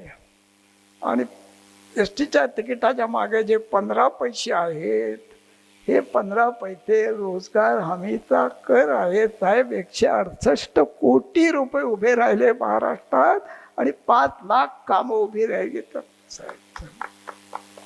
सोपी गोष्ट नाही. एका दिवसात या गोष्टी घडत नाहीत साहेब. अनंत विषय आहेत. आता इथे किती शेतकरी आहेत मला माहित नाही, पण तुमच्या शेतामध्ये जी झाडं होती ही 66 सालापर्यंत तुमच्या मालकीची नव्हती. शेत तुमचं, झाडाची मालकी सरकारची. झाड तोडायला परवानगी नाही. कोणाच्या लक्षात आलं? राजाराम बापू पाटील. राजाराम बापूने कायदा आणला. काय कायदा आणला? ज्याच्या शेतात जी झाडं त्याची मालकी त्या शेतकऱ्याची. आमचे आत्ता अध्यक्ष आहेत नाना पटोले काँग्रेसचे, त्यांच्या शेतात सागाची कैक झाडं आहेत. नानालाही मी जेव्हा सांगितलं अध्यक्ष झाल्यावर, नानाला पण माहीत नव्हतं की हे बापूंनी केले म्हणून. अनेकांना माहीत नाही. एका दिवसात निर्णय केला आणि ती अमेंडमेंट आणली. आज शेतकऱ्याच्या शेतातल्या सगळ्या झाडांची मालकी शेतकऱ्याची आहे. कसेल त्याची जमीन आपण केली. पण महाराष्ट्रातले 1,87,000 सैन्यामध्ये जी लोक आहेत, त्यातले एकूण मधले 1,87,000 नावावर शेती होती. त्यांची जमीन कुळाने कायद्याने गेली, पण ते कसत नाहीत म्हणून त्यांची जमीन गेली. हायकोर्टापर्यंत निर्णय गेला. हायकोर्टानं सांगितलं कसेल त्याची जमीन, ते कसेच नाही. राजाराम बापूंनी त्याला अमेंडमेंट आणली की जरी ते कसत नसले तरी सैन्यात गेलेले शेतकरी आहेत तर ते शेतकरीच आहेत असं समजून ही जमीन त्यांच्याजवळ राहील आणि त्या सर्व सैनिकांना महाराष्ट्राने पुन्हा जमीन परत दिली. सर यशवंतराव मोहिते मुद्दाम नावं का सांगतो साहेब? त्या रोजगार हमीचं नाव होतं मागेल त्याला काम. वसंतराव नाईक साहेबांना ते म्हणाले साहेब मागेल त्याला काम आहे ठीक आहे पण मागितलं नाही तर? ते म्हणे काय तुम्हाला म्हणायचं आहे? मला त्यात हमी शब्द पाहिजे, guarantee, employment guarantee scheme. Guarantee हा शब्द मोदींनी आणलेला, हा शब्द यशवंतराव मोहित्यांचा शब्द आहे, हा मोदींनी उचना घेतलाय. महाराष्ट्रात गॅरंटी शब्दाचा पहिला उल्लेख यशवंतराव मोहित्यांनी केलेला आहे आणि मग मोदी साहेबांनी तो पाच खिशातनं प्रत्येक वेळी काढून गॅरंटी गॅरंटी गॅरंटी शब्द वापरलेला आहे. ही रोजगाराची गॅरंटी यशवंतराव मोहित्यांनी ते विधेयक काढून केलेली आहे. मुंबईमध्ये तुमचे नातेवाईक असतील, लालबाग, परळ, भायखळा, वरळी, ते जुन्या चाळी आहेत बघा, त्या सगळ्या चाळी पाडल्या जाणार होत्या. गृहनिर्माण मंत्री असताना यशवंतराव मोहिते म्हणाले 549 चाळी आहेत, त्यात सगळे गरीब मराठी माणसं राहतात, ह्या चाळी पाडून त्यांना उपनगरात फेकून द्यायचं नाही, या चाळी सरकारने बांधायच्या. आणि गृहनिर्माण पुनर्विकास मंडळ स्थापन झालं. यशवंतराव त्याचे अध्यक्ष झाले. 10 रुपये भाडेकरूचे, 90 रुपये सरकारचे, 549 इमारती मुंबईमध्ये म्हाडा हिरवा बाण असा आहे बघा. सामान्य माणसाच्या प्रश्नासाठी लढणारी माणसं जी होती ती या पद्धतीची माणसं महाराष्ट्रात होती. महाराष्ट्र एका दिवसात संपूर्ण झालेलं नाही. आता नादो माधवरांचा मगाशी मी उल्लेख केला, तुम्हाला सांगतो. या नादो माधवरांनी शेतकऱ्याचे प्रश्न विधानसभेत, त्यांना आमदार कोणी केलं? यशवंतराव चव्हाणांनी. कसं केलं? त्यांची वही कविता संग्रह वाचला आणि शरद पवार साहेबांना पाठवला आणि म्हणाले शरद त्या कविता संग्रह वाच, आणि तुला जमलं आणि माझं काही चालत असेल सरकारमध्ये तर या माणसाला विधान परिषद घे. आणि महानवर आमदार झाले विधान परिषद. आणि पाणी, शेती या सगळं प्रश्न 10-12 वर्षात महानवरांनी लावून धरले. आज पळसखेडला जाऊन बघा तुम्ही ती कशी शेती उभी केली त्यांनी. रानवेडा माणूस होता. अशी माणसं शोधून काढणं आणि महाराष्ट्र घडवण्याकरता त्यांचा उपयोग करून घेणं ही त्या काळातली जी भूमिका होती नेत्यांची, ती भूमिका आज राहिलेली तुम्हाला दिसत नाही मला. आज मी कोणाला व्यक्तिगत टीका करण्याचं कारण नाही, पण द्वेष द्वेष द्वेष सूड त्याला होत आलेलं आहे. अण्णासाहेब शिंदेचं नाव तुम्ही ऐकलं असेल. केंद्रामध्ये त्यांना पंडित नेहरूंनी नेलं. तुम्हाला खरं वाटणार नाही. बाळासाहेब विखे पाटलांच्या पहिल्या, विठ्ठलराव विखेंच्या पहिल्या सहकारी साखर कारखान्याचं उद्घाटन करायला पंडित जवाहरलाल नेहरू आले आणि नालगोडे पाटलांच्या शेतात गेले. 18 फूट उंचीचा ऊस बघायला. त्यांनी विचारलं कसं कोणी केलं? बोलवलं. कोण आहे ते? अण्णासाहेब शिंदे. यांच्यामुळे झालं. काय केलं पंडितजीने? अण्णासाहेब शिंदेना पंडितजी फुलपूरला त्यांच्या शेतावर घेऊन गेले. 1 वर्ष अण्णासाहेब शिंदे शेतावर राहिले पंडितजीचा. आणि 62च्या निवडणुकीमध्ये कोपरगाव मतदारसंघातून पंडित जवाहरलाल नेहरूंनी अण्णासाहेब शिंदेना लोकसभेला तिकीट दिले आणि अण्णासाहेब शिंदे लोकसभेत निवडून गेले. पुढे 18 वर्ष कृषी खात्याचे मंत्री राहिले आणि हा देश स्वयंपूर्ण करण्यात अण्णासाहेबांचं मोठं योगदान आहे. फार मोठं योगदान आहे. तुम्ही अण्णासाहेबांचं पुस्तक वाचा. कशी माणसं होती, काय योजना त्याने आणला, किती आज तुम्ही सोयाबीन सोयाबीन सोयाबीन म्हणता. सोयाबीनचं नाव ऐकलं होतं का 50 वर्षापूर्वी? सूर्यफुलाचं नाव ऐकलं होतं का? सूर्यफुलाचं तेल घरात बाईचा डबा होता का कधी? तिळाचं तेल, ते सूर्यफूल, तो जवळ, ते सोयाबीन, ही सगळी निर्मिती, नवीन संशोधन, हे सगळं अण्णासाहेबांनी करून घेतलं. आणि माणूस मनाने किती होता. कोपरगावला उभे राहिले 62ला. त्यांच्या विरुद्ध उभे कोण? दादासाहेब रुपे होते. विरोधी पक्षाचा एकच उमेदवार उभा करायचा. श्रीरामपूरला सभा, दादासाहेब रुपे होते. अण्णासाहेब शिंदे श्रीरामपूरला राहतात. ती ऑस्टिन गाडी होती, असं हँडल मारून स्टार्ट करायची. त्यात बसून अण्णासाहेब गेले आणि दादासाहेब रुपे त्याला भेटले. म्हणले, दादासाहेब तुमच्या आज सभा आहे? हो म्हणले. कधी आहे? संध्याकाळी आहे. मग दुपारचं जेवण माझ्याकडे. कोण बोलवता? विरोधी पक्षाचा उमेदवार, काँग्रेसचा. दादासाहेब म्हणाले, मान्य, पण अकोल्याला माझ्या गावात तुम्ही सभेला आल तेव्हा दुपारचं जेवण माझ्याकडे. अण्णासाहेब म्हणले, मान्य. आणि विरोधी पक्षाचा लोकसभेचा उमेदवार काँग्रेसच्या उमेदवाराच्या घरी दुपारी जेवायला आणि काँग्रेसचा उमेदवार अकोल्याला विरोधी पक्षाच्या घरी जेवायला. हा महाराष्ट्र आहे साहेब. एकमेकाचे कपडे फाडणारा महाराष्ट्र नाही आहे. सुडाने पेटलेला महाराष्ट्र नाही आहे. एकमेकाचे अब्रू घेणारा महाराष्ट्र नाही आहे. माणसं प्रेमाने जोडणारा महाराष्ट्र आहे. राजकारण राजकारणापुरतं ठेवायचं सांगणारा महाराष्ट्र आहे. राजकारणाच्या बाहेर साहित्य, कला, संस्कृती, शिक्षण, सहकार या सगळ्यामध्ये एकजीवन काम करणारे शरद पवार साहेब आज आहेत.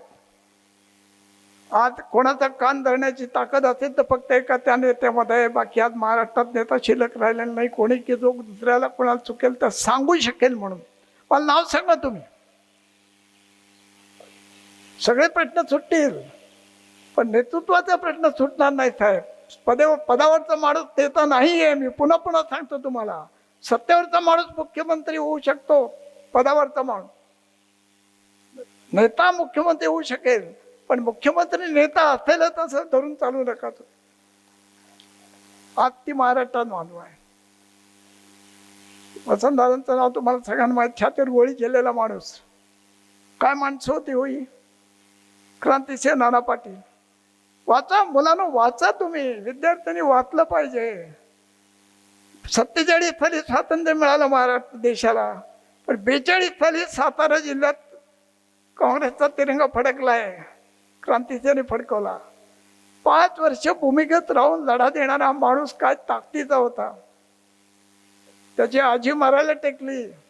आजी निरोप दिला नानाला, अरे नाण्या, मी मरायला आले, एकदा तरी घरी येऊन जा. मग ते स्वातंत्र्य करता लढ, काय तुला लढायचं. रात्री 2 वाजता आले गुपचूप. ते कोंडलच्या पोलिसांना कळलं. 4 पोलीस दानके घेऊन आले. घराच्या बाहेर उभे राहिल्या. नानाने 25 बायकांना रडायला बोलवलं. म्हातारी मेली. तिरडी केली. नाना लुगडं नेसवलं. नाना तिरडीवर झोपली. आणि मेलेला म्हातारीला लाकडी फाट्याच्या गोंट्यात घातलं. तो गोंटा पाठीवर घेतला दोघांनी.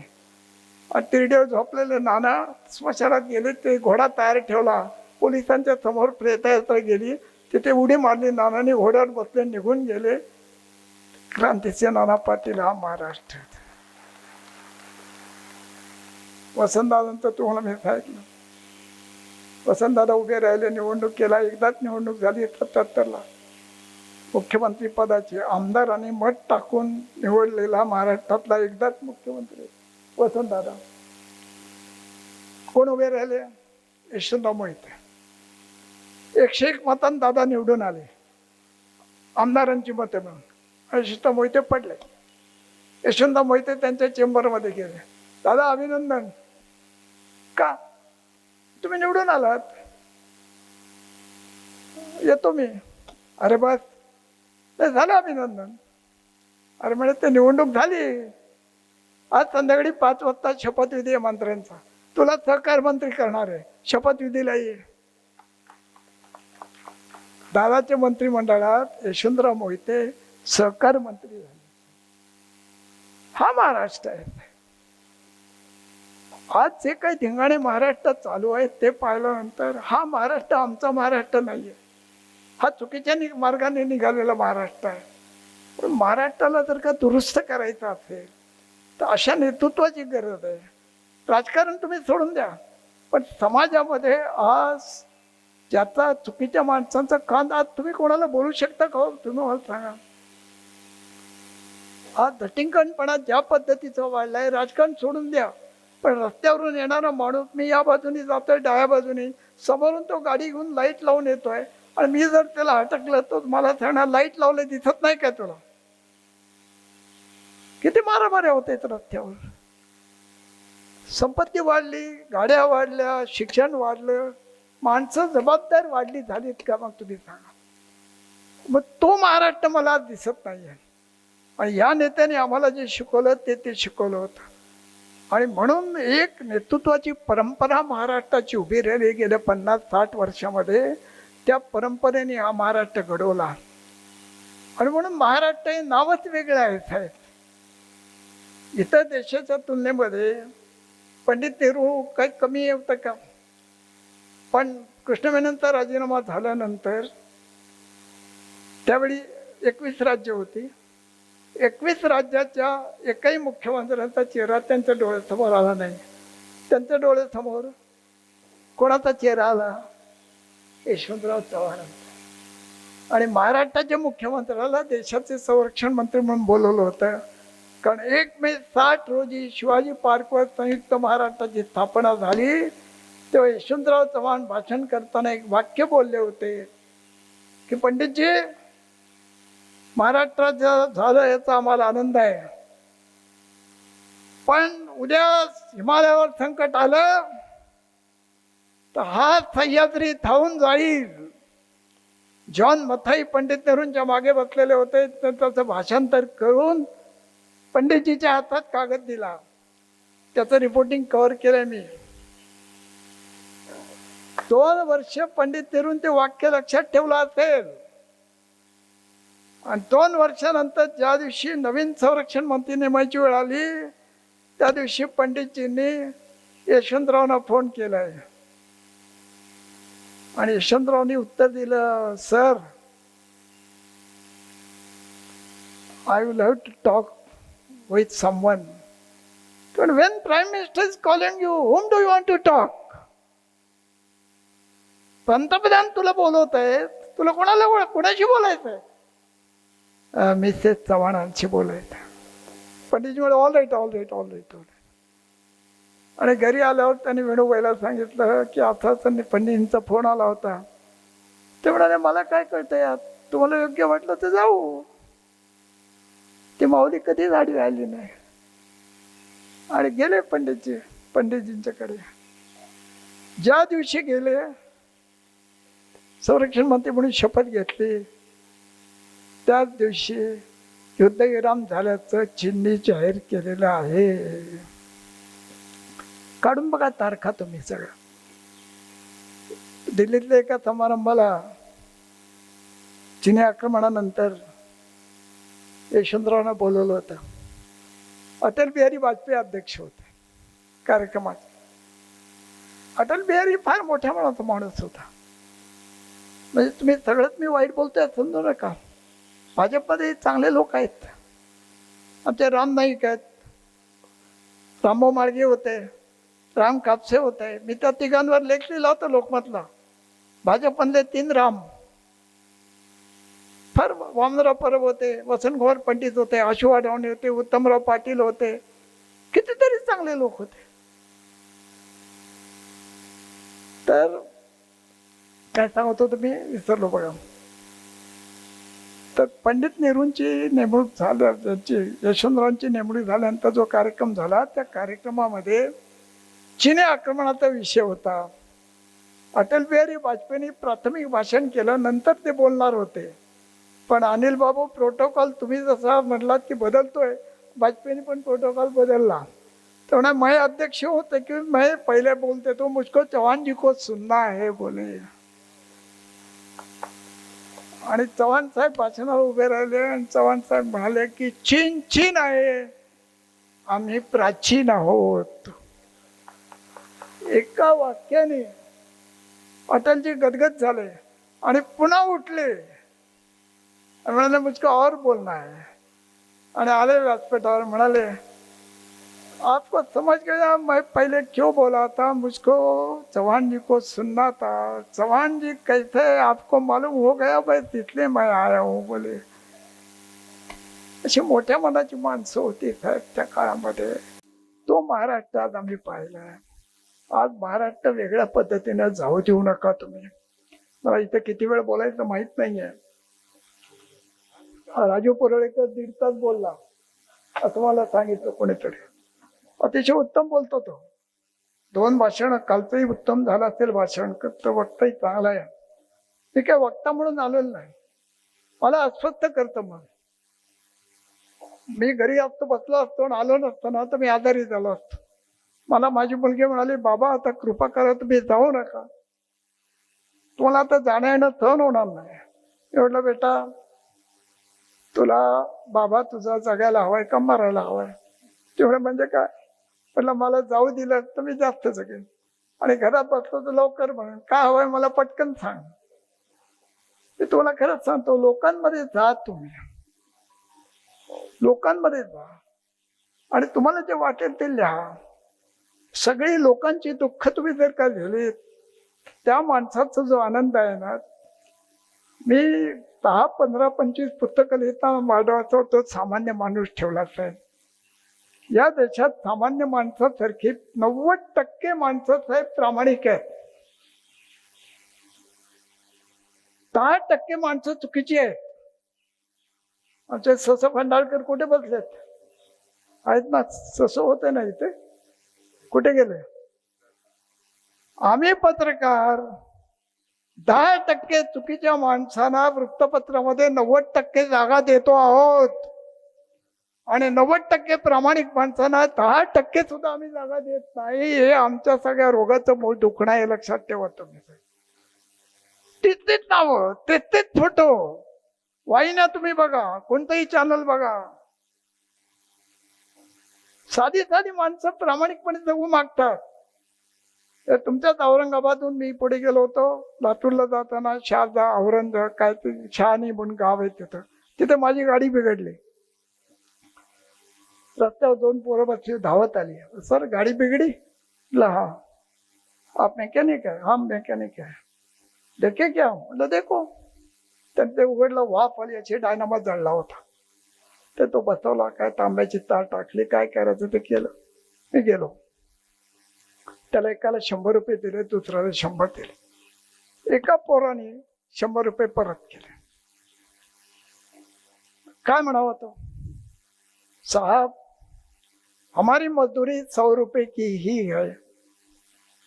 अरे बोला आजकल क्या है 100 रुपया? त्याच्या पुढचं वाक्य काय होतं?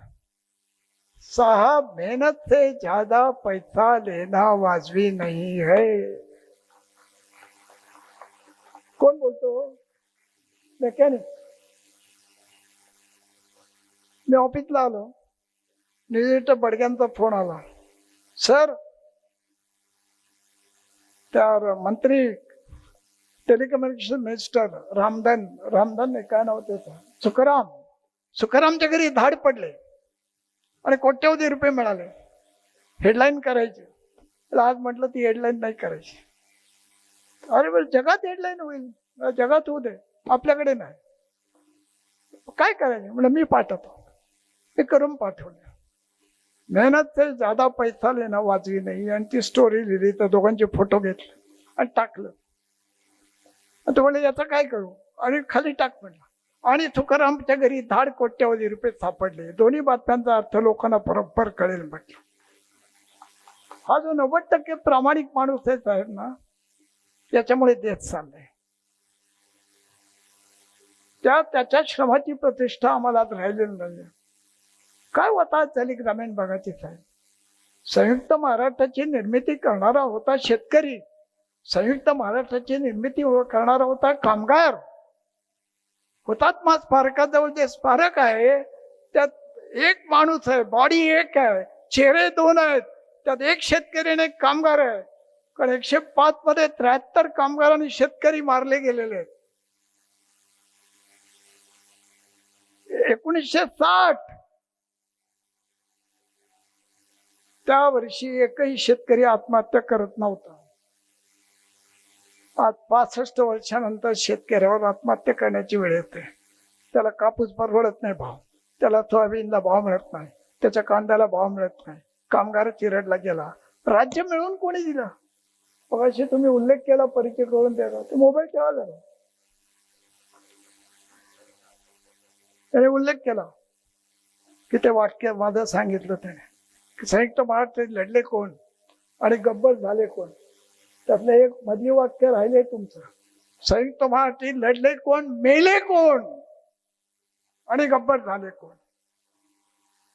त्या अमर शेखच्या पत्नीला उपचार करायला पैसे नव्हते साहेब.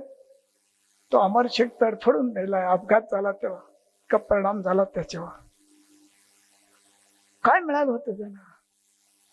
आज तुम्हाला खरंही वाटणार नाही कोणाला. हो अनिल बाबू, इथे एक कंदील, इथे एक कंदील, इथे एक कंदील. लाईट नव्हते, माहीत नव्हते. द्वारकाभाऊ तुम्हाला आठवत असेल, लाख माणसांना आवाज पोहोचेल असा अमर शेखचा आवाज होता, जाग मराठा, आम जमाना बदलेगा. जनतेच्या सत्तेची ज्योत जागती जागती करता संयुक्त महाराष्ट्र भारती. शेवटच्या माणसाला ऐकू जाईल असा प्रचंड आवाज. ही सभा करून निघायचं, पुढच्या सभेला जायचं. आता कसं, मी आता आलो, त्याच्यात गाडी लाव, बसलो गाडीत, चाललो समृद्धी मार्गाने. मुलीला सांगितलं येतो 2 वाजे रात्री. ही सभा झाली की एसटी पकडायची, पनवेलला जाऊन पेणला जायला. त्या तिकिटाचे पैसे कार्यकर्त्यांना द्यायचे. एका कार्यकर्त्याच्या घरी जायचं, तिथे दिल ती भाकरी खायची. पुन्हा स्टेजवर उभं राहायचं, डब तुमतुण हातात घ्यायचं. माझी बहिण गावाला राहिली होती गावली. एवढंच शेत माझं बेणू किती, तो नारायण सुर्वे लिहितोय, अण्णाभाऊ साठे लिहितोय, अमर शेख गातोय. हे उद्धवराव पाटील. यशवंतराव म्हणाले तुम्हाला मंत्री करतो, तुम्हाला मुख्यमंत्री करतो, काँग्रेसमध्ये या. काय सांगितलं उद्धवरावनी? साहेब आभारी आहे, पण मी लाल झेंड्यातच गुंडाळला जाईल. अरे उद्धवराव लाल झेंडा गुंडाळले गेलेत. आयुष्यभर लढा केला त्या माणसाने. आज धनंजयवर लाखाचं कर्ज करून गेलेले आहेत. यशवंतराव चव्हाण गेले, त्यांचा लॉकर उघडला. लॉकरमध्ये एक फाउंटन पेन, पेणूताईंना लिहिलेलं एक पत्र आणि एक पासबुक, त्यात 1532 रुपये शिल्लक. ही माणसं होती साहेब. ज्यांनी महाराष्ट्र घडवला ते लोक असे होते. त्याचे वारसदार कोण येतात? काय चालय? कोणाला संताप येत नाही, कोणी बोलत नाही, कोणी याच्या विरुद्ध आवाज उठवायला तयार नाही. 5 रुपयाचं गोडं तेल 7 रुपये किलो झालं. तर आमची मृणाल ताई लाटणं घेऊन, लाख महिलांना घेऊन, लाटणं हातात घेऊन मंत्रालयावर घुसली होती. 24 तासाच्या आत पुन्हा 5 रुपयाच्या शेट केला त्यांना गोडं तेल करावं लागलेलं आहे. आज लढे लढवणारा माणूस कोण आहे मला तुम्ही नाव सांगा. एन.डी. पाटील आहे का? गणपतराव देशमुख आहे का? उद्धवराव पाटील आहेत का? ही माणसं नाही आहेत. सामान्य माणसाचे प्रश्न आहेत की नाहीत? प्रश्न संपलेत का? महागाई संपले का? बेरोजगारी संपले का? शेतीला भाव आहे का? बेरोजगारी आहे की नाही? लढे कोण लढवणार? लढायला माणसं नाही आहेत, नेतृत्वच नाहीये. विधानसभेमध्ये एन.डी. पाटलांना एकदा शंकरराव चव्हाण म्हणाले, एन.डी. साहेब आम्ही बहुमतामुळे इथे आहोत. एन.डी. उभे राहिले. म्हणाले साहेब मी प्राध्यापक आहे आणि लोकशाहीचा अभ्यास केलेला माणूस आहे. तुम्ही बहुमत असल्यामुळे तिथे आहात हे आम्हाला समजतंय. आमच्यावर बहुमत नाही म्हणून आम्ही विरोधी पक्षात आहोत. आमच्यावर बहुमत असतं तर आम्हीच तिथे असतो. पण लोकांचे प्रश्न घेऊन आम्ही रस्त्यावर जेव्हा उतरतो त्यावेळी रस्त्यावर आमच्याजवळ बहुमत आहे, तुमच्यावर बहुमत नाही. पेंडेनी विधान परिषदेमध्ये ठासून सांगितलं. अर्थेचा प्रश्न असेल, इंद्रांचा प्रश्न असेल, कोल्हापूरच्या टोल नाक्याचा प्रश्न असेल, एंडींचा पुतण्या गोळीबारात मारला गेला.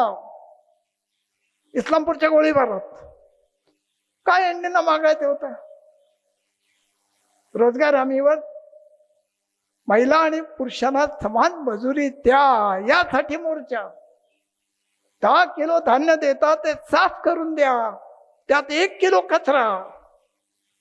एंडीला काय मागायचं होतं? जीवाचा आकांत करून ही माणसं लढली आणि हजारो मोर्चे असे त्यांनी काढले. ती माणसं महाराष्ट्राची नेते आहेत. आता गाडीतून आले, फिता कापल्या, उद्घाटन केलं, आश्वासन दिले. आता डावच मी काय राजकीय टीका करत नाही, पण किती कोटीची आश्वासनं डावसून आले तो आपल्याकडे इथं, किती गुंतवणूक होणार आहे. द्वारका भाऊ, माझ्यावर यादी आहे.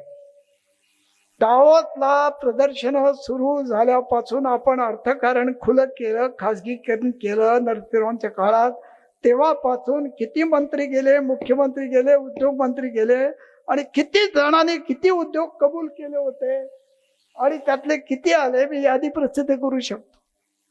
दादांचं खोटी आकडेवारी आहे. 90% सगळं यंत्रण तुमचे रिलायन्स अंबानी घरातल्याच लोकांशी करार केलेले आहेत. पण जाहिरात पाहिजे बस.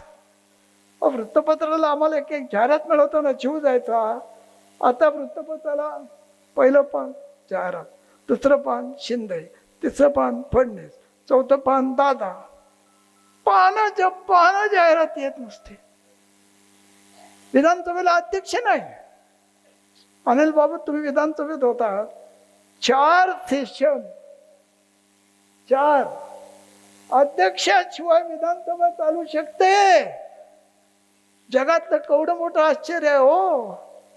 म्हणजे संपादकीशिवाय पेपर चालू शकतो मला माहिती आहे, पण विधानसभा अध्यक्षाशिवाय चालू शकते हे जगातलं एकमेव उदाहरण महाराष्ट्राने दाखवून दिलं जगाला. अध्यक्षाची गरज नाही आम्हाला. असं कुठं राज्य चालतं का? महाराष्ट्राची बांधणी करताना ज्या पद्धतीनं बांधणी या सगळ्या नेत्या मंडळींनी केलेली आहे, असं राज्य चालतं कुठे? नेहरू गांधींवर टीका करायची. त्यांनी काय केलं? अरे 5 IIT उभी केली 1959ला पंडित नेहरूंनी. आज तुम्ही त्याच ग्लोबलायझेशनला, तुम्ही ते GSTला विरोध केला होता गुजरातचे मुख्यमंत्री असताना, अकान तांडव केलं होतं, आज तुम्हीच बसवलात. राजकीय भूमिकेतून बोलत नाही, सगळं विरोधाभासावर उभारलेलं राजकारण आणि विरोधाभासाला मोठं करणारी वृत्तपत्र आणि चॅनल तुम्हाला वेडे करून टाकतील. तुम्हाला सांग, उद्याच्या पिढीला या महाराष्ट्रामध्ये ज्या मंडळींनी त्याग केला, ज्या मंडळींनी संबंध महाराष्ट्राची आखणी केली, बांधणी केली, त्यांची नावही माहीत नाहीत, तुम्हाला माहीत नाहीत. आणि मी तुम्हाला टीका करतो म्हणून सांगू नका. छातीवर हात ठेवा प्रत्येकाने आणि विचारा मनाला. 9 ऑगस्ट, 15 ऑगस्ट, 26 जानेवारी आपण तरी आपल्या घरातल्या मुलांना, मुलीला, नातीला, नातवाला सांगतो का? सांगा की बेटा उद्या 9 ऑगस्ट आहे म्हणजे काय, उद्या 15 ऑगस्ट आहे म्हणजे काय, 26 जानेवारी आहे म्हणजे काय, सांगतो का? जगातल्या सगळ्या देशांनी त्यांचे इतिहास तळहाताच्या फोडासारखे जपलेले आहेत. हे संविधान संविधान संविधान म्हणतो. अनिल बाबू, संविधान समितीची स्थापना करा हा पहिला ठराव मुंबई राज्याच्या विधानसभेत 37 साली मंजूर झालेला आहे. मुंबईनं, महाराष्ट्रानं पहिला ठराव केलेला आहे, संविधान समिती स्थापन करा. किती जणांना माहिती आहे? महाराष्ट्राने सुरुवात केली याची, आणि बाबासाहेबांनी लिखित स्वरूपात घटना दिली. त्या बाबासाहेबांचा 2 वेळा पराभव झाला. लोकही असे विचित्र, आता काय बोलायचं, काही लोकशाही आपण पत्करलेली आहे, पण त्या लोकशाहीतून येणारी हुकुमशाही किती भयानक असू शकते त्याचा अनुभव करतोय आपण साहेब. आणि म्हणून तरुणांनी जागा राहायची वेळ आलेली आहे. आम्ही आटापिटा करून फिरून भाषण देऊन सांगतोय, यशवंतराव चव्हाणांच्या जन्मशताब्दी काळात, अनिल बाबू तुम्हाला खरं वाटणार नाही, महाराष्ट्रातल्या माझ्या सभांपेक्षा अमेरिकेतल्या सभेला मराठी लोकांची तुडुंब गर्दी होती हो. 600-800 कुटुंब आली होती नुसते. त्यांना यशवंतराव ऐकायचे होते. किती मोठी माणसं होती, त्यांना समजावून घ्यायचं होतं. आणि यशवंतरावने करून दाखवलं महाराष्ट्रात साहेब. तो यशवंतरावचा विचार. मगाशी मी उदाहरण यांना सांगितलं, 72च्या लोकसभा निवडणुकीत लोकसभेत तिकीट वाटप झालं आणि तुळशीदास दादा सोलापूर जाधव तर तिकीट दिलं गेलं नाही. ते उभे राहिले, म्हणले हो साहेब मला कुठे तिकीट, यशवंतराव म्हणाले वसंतदादा, दादा हो तुळशीदास दादा राहिले, नांदेडला राहता का उभे? राहतो. सोलापूरचे तुळशीदास दादा नांदेडला लोकसभेला 62 साली उभे राहिले, 1,32,000 मतांनी निवडून आले. आता सोलापूरच्या माणसाला नांदेडला पाठवा, काय होते बघा. का झालंय? कोणी दिला उमेदवार? यशवंतरावने. बस विषय संपला. हा नेतृत्वावरचा विश्वास, हा जो समाजामध्ये निर्माण होणं, याच्याकरता नेतृत्वाचा त्याग, सेवा, समर्पण, हे लोकांना त्याची खात्री पटली पाहिजे की नाही हा माणूस चुकीचा वागणार नाही, हा माणूस अप्रामाणिक वागणार नाही, हा जातीभेद मानणार नाही. आम्ही घटनेने जातीभेद नष्ट केले. साहेब, मनापासून हात ठेवून छातीवर विचारा, प्रामाणिकपणे आईलाच म्हणून, जातीभेद नष्ट होत आहेत का हो, की जाती घट्ट होत आहेत? मला विचारा प्रश्न. संविधानाची आपण शपथ घेतो, मंत्री शपथ घेतात. अनिल बाबू मंत्री झाले, शपथ घेतो. मी अनिल पटेल ईश्वर साक्ष शपथ घेतो की विधीद्वारा स्थापित भारतीय संविधानापरत मी अनन्य निष्ठा आणि श्रद्धा राखी, माझी कामे मी शुद्ध बुद्धीने निस्वार्थ बुद्धीने पार पाडेल. घेताना बरोबर असे मंत्री शपथ घेतात, वागतात का तसे? माझे कामे शुद्ध बुद्धीने, शुद्ध बुद्धीने. बेशुद्ध पडायची वेळ आली लोकांना, शुद्ध बुद्धीने शपथ घेत आहेत.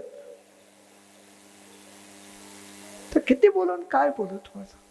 आणि बाकी विषय राजकारणात सोडून द्या. मी तर लिहिणं बंद करून टाकलं. 4 महिने मी एकही लेख लिहिलो नाही. 8,500 लेख झाले माझे, 35 पुस्तकं आहेत.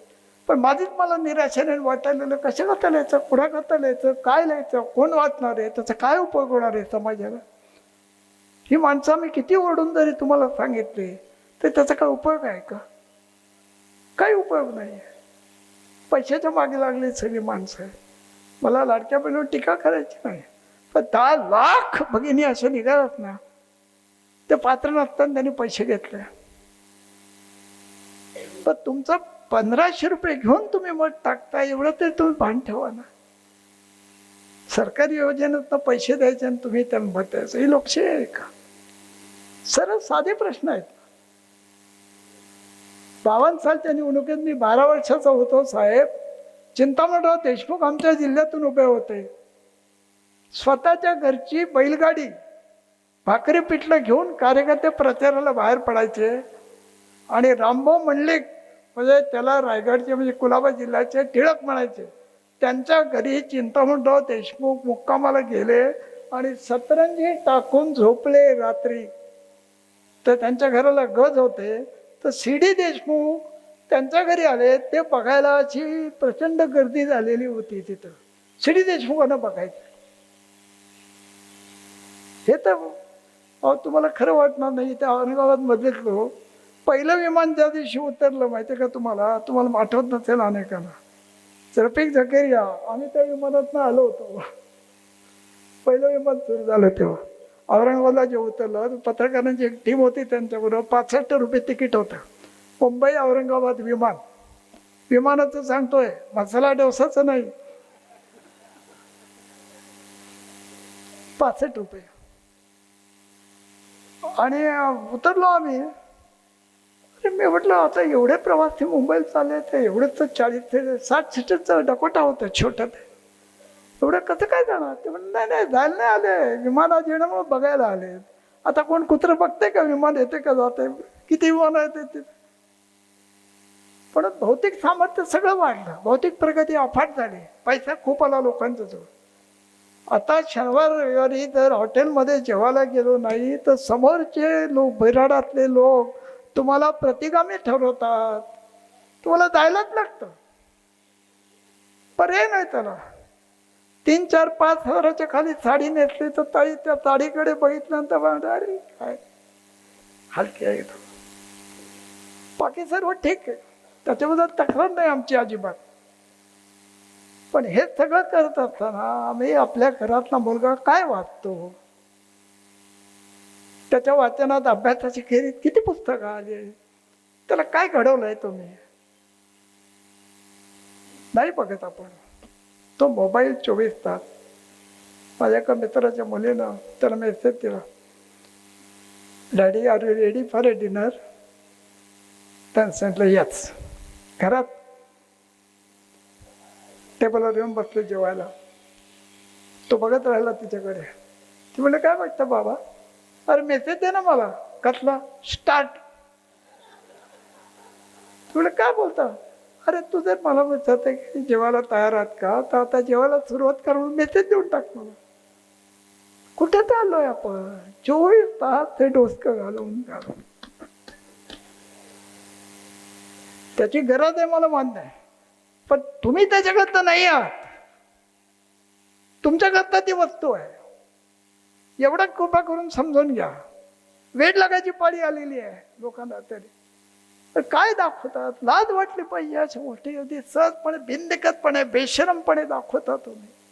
नाती गोती सगळी संपून केलेली आहे. पण कोणाला काही वाटत नाही हो. मन तळतं तुटतं अक्षरशः तुम्हाला तो की चाललं कुठं? कोण थोपवणार? कोण बंद करणार? चुकीची माणसं वागली त्यांना सांगणार कोण? सांगायला माणूस नाही राहिला हो. बापाला विचारत नाहीत. साने गुरुजन आमच्या आत्रे साहेबांनी चित्रपट काढला, त्याला राष्ट्रपती पदक मिळालं. आता दिल्लीला साहित्य संमेलन आहे. बरोबर 50 वर्षापूर्वी लक्ष्मण शास्त्री जोशी अध्यक्ष असताना आत्रे साहेबांना ते पुरस्कार मिळाला. श्यामची आई. श्यामच्या आईचं कौतुक झालं. श्यामच्या बापाचं काय झालं कुणीच विचारलं नाही. कोकणामध्ये सदाशिव सानेनं 2.5-3 एकराचं शेत कसण्याकरता नांगरणी करण्यापासून, भात कापण्यापासून, भाताचे बेंडे डोक्यावर बोजे वाहण्यापासून पंचावर राबले. कुठेही 2 ओळीने त्याचा उल्लेख नाही आहे. तर सामान्य माणसं फार वेगळी आहेत. आता समाज आम्ही फार वेगळ्या पद्धतीने घडवतोय. वृत्तपत्र पाहिल्यानंतर असं वाटतं की अरे सामान्य माणसाला जागा कुठे आहे? त्याच्या प्रश्नाला जागा कुठे आहे? शेतकऱ्याला जागा कुठे आहे? शेतकऱ्याला आज पंजाब सारख्या शेतकऱ्याला, समृद्ध राज्याच्या शेतकऱ्याला दिल्लीच्या राजधानीत महिनाभर लढा द्यावा लागतो आणि शेवटी तुम्हाला बिल मागे यायची वेळ येते. तर शेतकऱ्याचा प्रश्न, कामगार चिरडला गेला. कामगार शेतकरी. मलाही मान्य आहे की आजचं संगणकीय युग आहे. या संगणकीय युगामध्ये तुम्ही जर संगणकाच्या बरोबर राहिला नाही, तुम्ही बाजूला फेकले जाल. माझी पिढी संपली, आमचा विचार करू नका तुम्ही. पण संगणकाच्या बरोबरच गुणवत्ताही तुमच्यावर आलेली आहे. त्या गुणवत्तेच्या बरोबर तुमच्यावर एक जबाबदार नागरिक म्हणून सुद्धा एक मोठीची जबाबदारी आहे. त्या जबाबदारीपासून तुम्ही जर गेला तर तुम्ही तटिंगण व्हाल.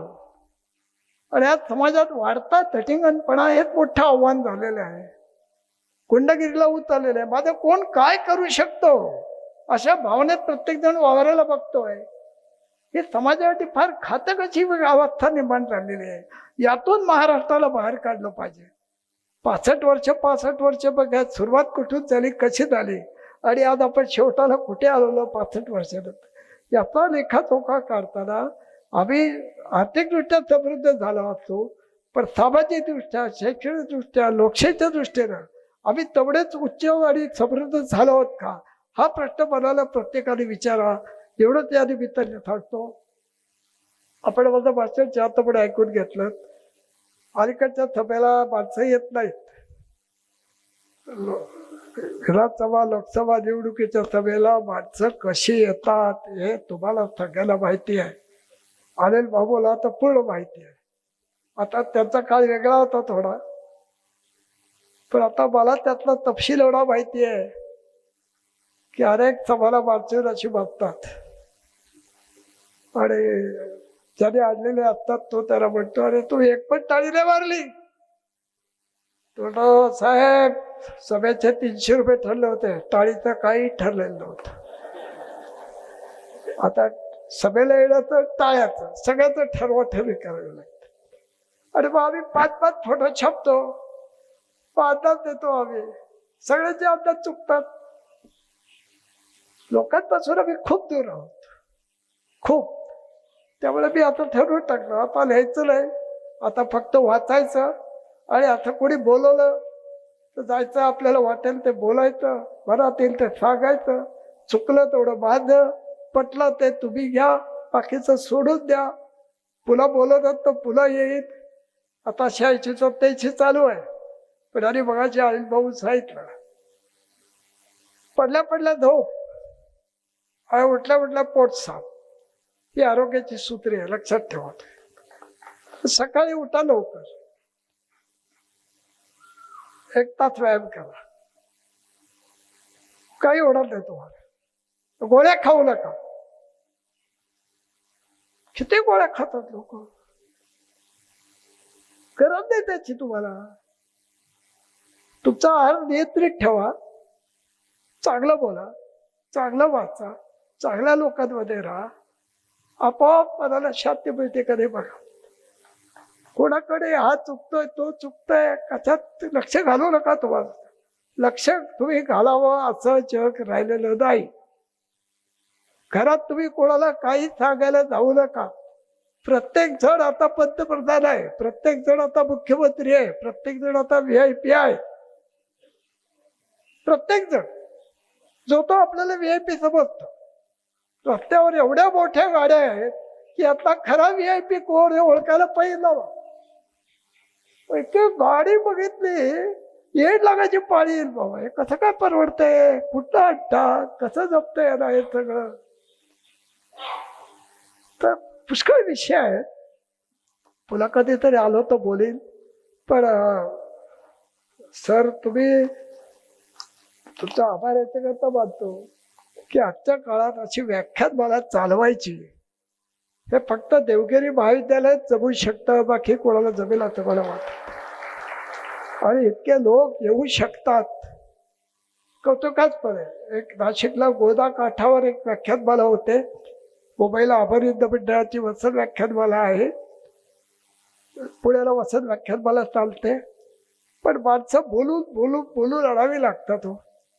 आणि असे चेहरे घेऊन बसलेले असतात की वक्त्याला असं वाटलं कुठून आलो इथं, काही त्याला इंटरेस्ट नसतो त्याच्यामध्ये. हे लोकांना काही रस राहिलेले नाहीत. बस ते मनापासून सांगतो. आता गांधी नेहरू लोकांना काही पडलेलं नाही. महात्मा गांधींची हत्या ज्या पद्धतीने झाली, आज गांधींवर किती टीका होते. पण आपल्या देशामध्ये गांधींवर टीका होते. जगातल्या 600 विद्यापीठामध्ये गांधी शिकवला जातोय. 600 विद्यापीठात गांधी शिकवला जातोय. थिसिस आहे. गांधी हा विषय घेऊन PhD झालेल्या जगामध्ये हजारो लोक आहेत. परदेशातल्या रस्त्याला महात्मा गांधीची नाव आहेत, परदेशात पुतळे आहेत. जर्मनीमध्ये आत्ता गेल्या महिन्यामध्ये जर्मनीच्या चौकात महात्मा गांधीच्या पुतळ्याचा अनावरण झालं. जग गांधीजीला मानते. कारण एक माणूस निर्भयपणे उभा राहतो. त्या गोलमेज परिषदेचं वातावरण तुम्ही आठवलं ते वाचा, अगोदर काटा येतो, कडाक्याचा थंडी पडलेली असताना सर विस्टन चर्चिल कोट, त्याच्यावर ओव्हरकोट, आणि ती गोलमेज परिषद ते हिटिंग त्याचा टेम्परेचर कमी केलेलं, थंड लागणार नाही अशी व्यवस्था, आणि गारठून गेलेले सगळे लोक. तिथे पंचा नेसलेला एक माणूस येतो, उभा राहतो, चालत हातात काठी घेऊन येतो आणि चर्चिलच्या समोर बसतो आणि फाड इंग्रजी बोलतो. त्याला विचारलं तुम्हाला थंडी वाजत नाही का? तेवढे माझ्या देशातल्या लाखो लोक कुडकुडत आहेत, मी अंगावर घेऊन बसलो, त्याला आवडलाच ते गोष्ट. त्याला गांधीचं सर्व गांधी आहे. महात्मा गांधी नाव त्याचं आहे, त्या माणसाचं नाव आहे. लोकांनी उघड डोक्यावर नाही घेतलं त्याला. त्या गांधीची टीका करायची, नेहरूंवर टीका करायची. अरे त्याच्या पाचकाला पुरणार नाही हो तुम्ही, त्याच्या पायाशी नाही उभे राहू शकणार. एवढी मोठी माणसं होती ती. ठीक आहे तुम्ही राजकारण करा, काय करायचं ते करा, तुलना करू नका त्यांच्याशी. या जन्मात होणार नाही. गांधी गांधी आहेत, नेहरू नेहरू आहेत, आणि यशवंतराव आहेत. या देशात गांधी आहेत की नाहीत? गांधी आहे ना, महात्मा आहे, पटेल किती आहेत? व्यासपीठावर पण आहेत. सरदार आहे, नेहरू आहे, जवाहर आहे, आझाद आहे, मौलाना आहे, नायडू आहे, सरोजिनी आहे, चव्हाण गल्लोगल्ली आहे, यशवंतराव आहे. नाही. ती फार उच्च माणसं होती. त्याच्या नादी लागू नका. त्याच्या इतकं उंच होणं, सरदाराचा पुतळा उंच उभा केला म्हणजे तुमची उंची वाढत नाही, गांधीची उंची कमी होत नाही, हे लक्षात ठेवा. आणि म्हणून चुकीच्या पद्धतीने वागू नका. समजूतदारपणे राजकारण करा, शहाणपणानं वागा, शहाणपणानं बोला, सुसंस्कृतपणे बोला, अंगात आल्यासारखं बोलू नका. ही सत्ता कोणाकडे परमनंट नाही आहे. किती बोलून काय बोलू. आज तुम्ही बोलवलं, माझं आयुष्य 1 वर्षाने वाढलं. सार्वजनिक लोकांमध्ये तब्येत उत्तम राहते.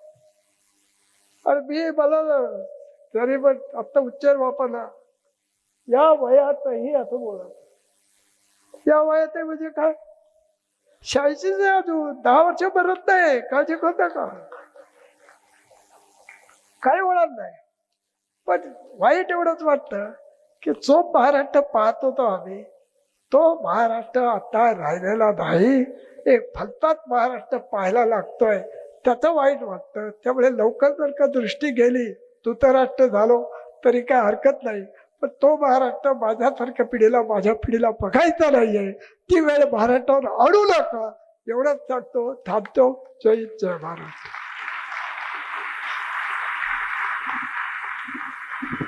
धन्यवाद साहेब.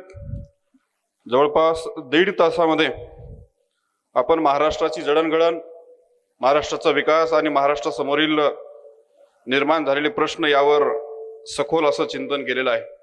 त्याबद्दल महाविद्यालयाच्या वतीनं मी आपले आभार मानतो. तसेच आजच्या कार्यक्रमाचे अध्यक्ष अनिल पटेल साहेब, ते या कार्यक्रमासाठी उपस्थित राहिले, त्यांचे देखील आभार. व्यासपीठावरील मान्यवरामध्ये ॲडव्होकेट सुखदेवजी सोळके, द्वारकाभाऊ पात्रीकर साहेब, महाविद्यालयाचे सन्माननीय प्राचार्य तेजनकर सर, समन्वयक मोहिते सर, व्यासपीठावरील सर्व मान्यवर, व्यासपीठासमोरील सर्व मान्यवर, या सर्वांचे आभार मानून अध्यक्षांच्या परवानगीने हा कार्यक्रम संपला असं जाहीर करतो. धन्यवाद.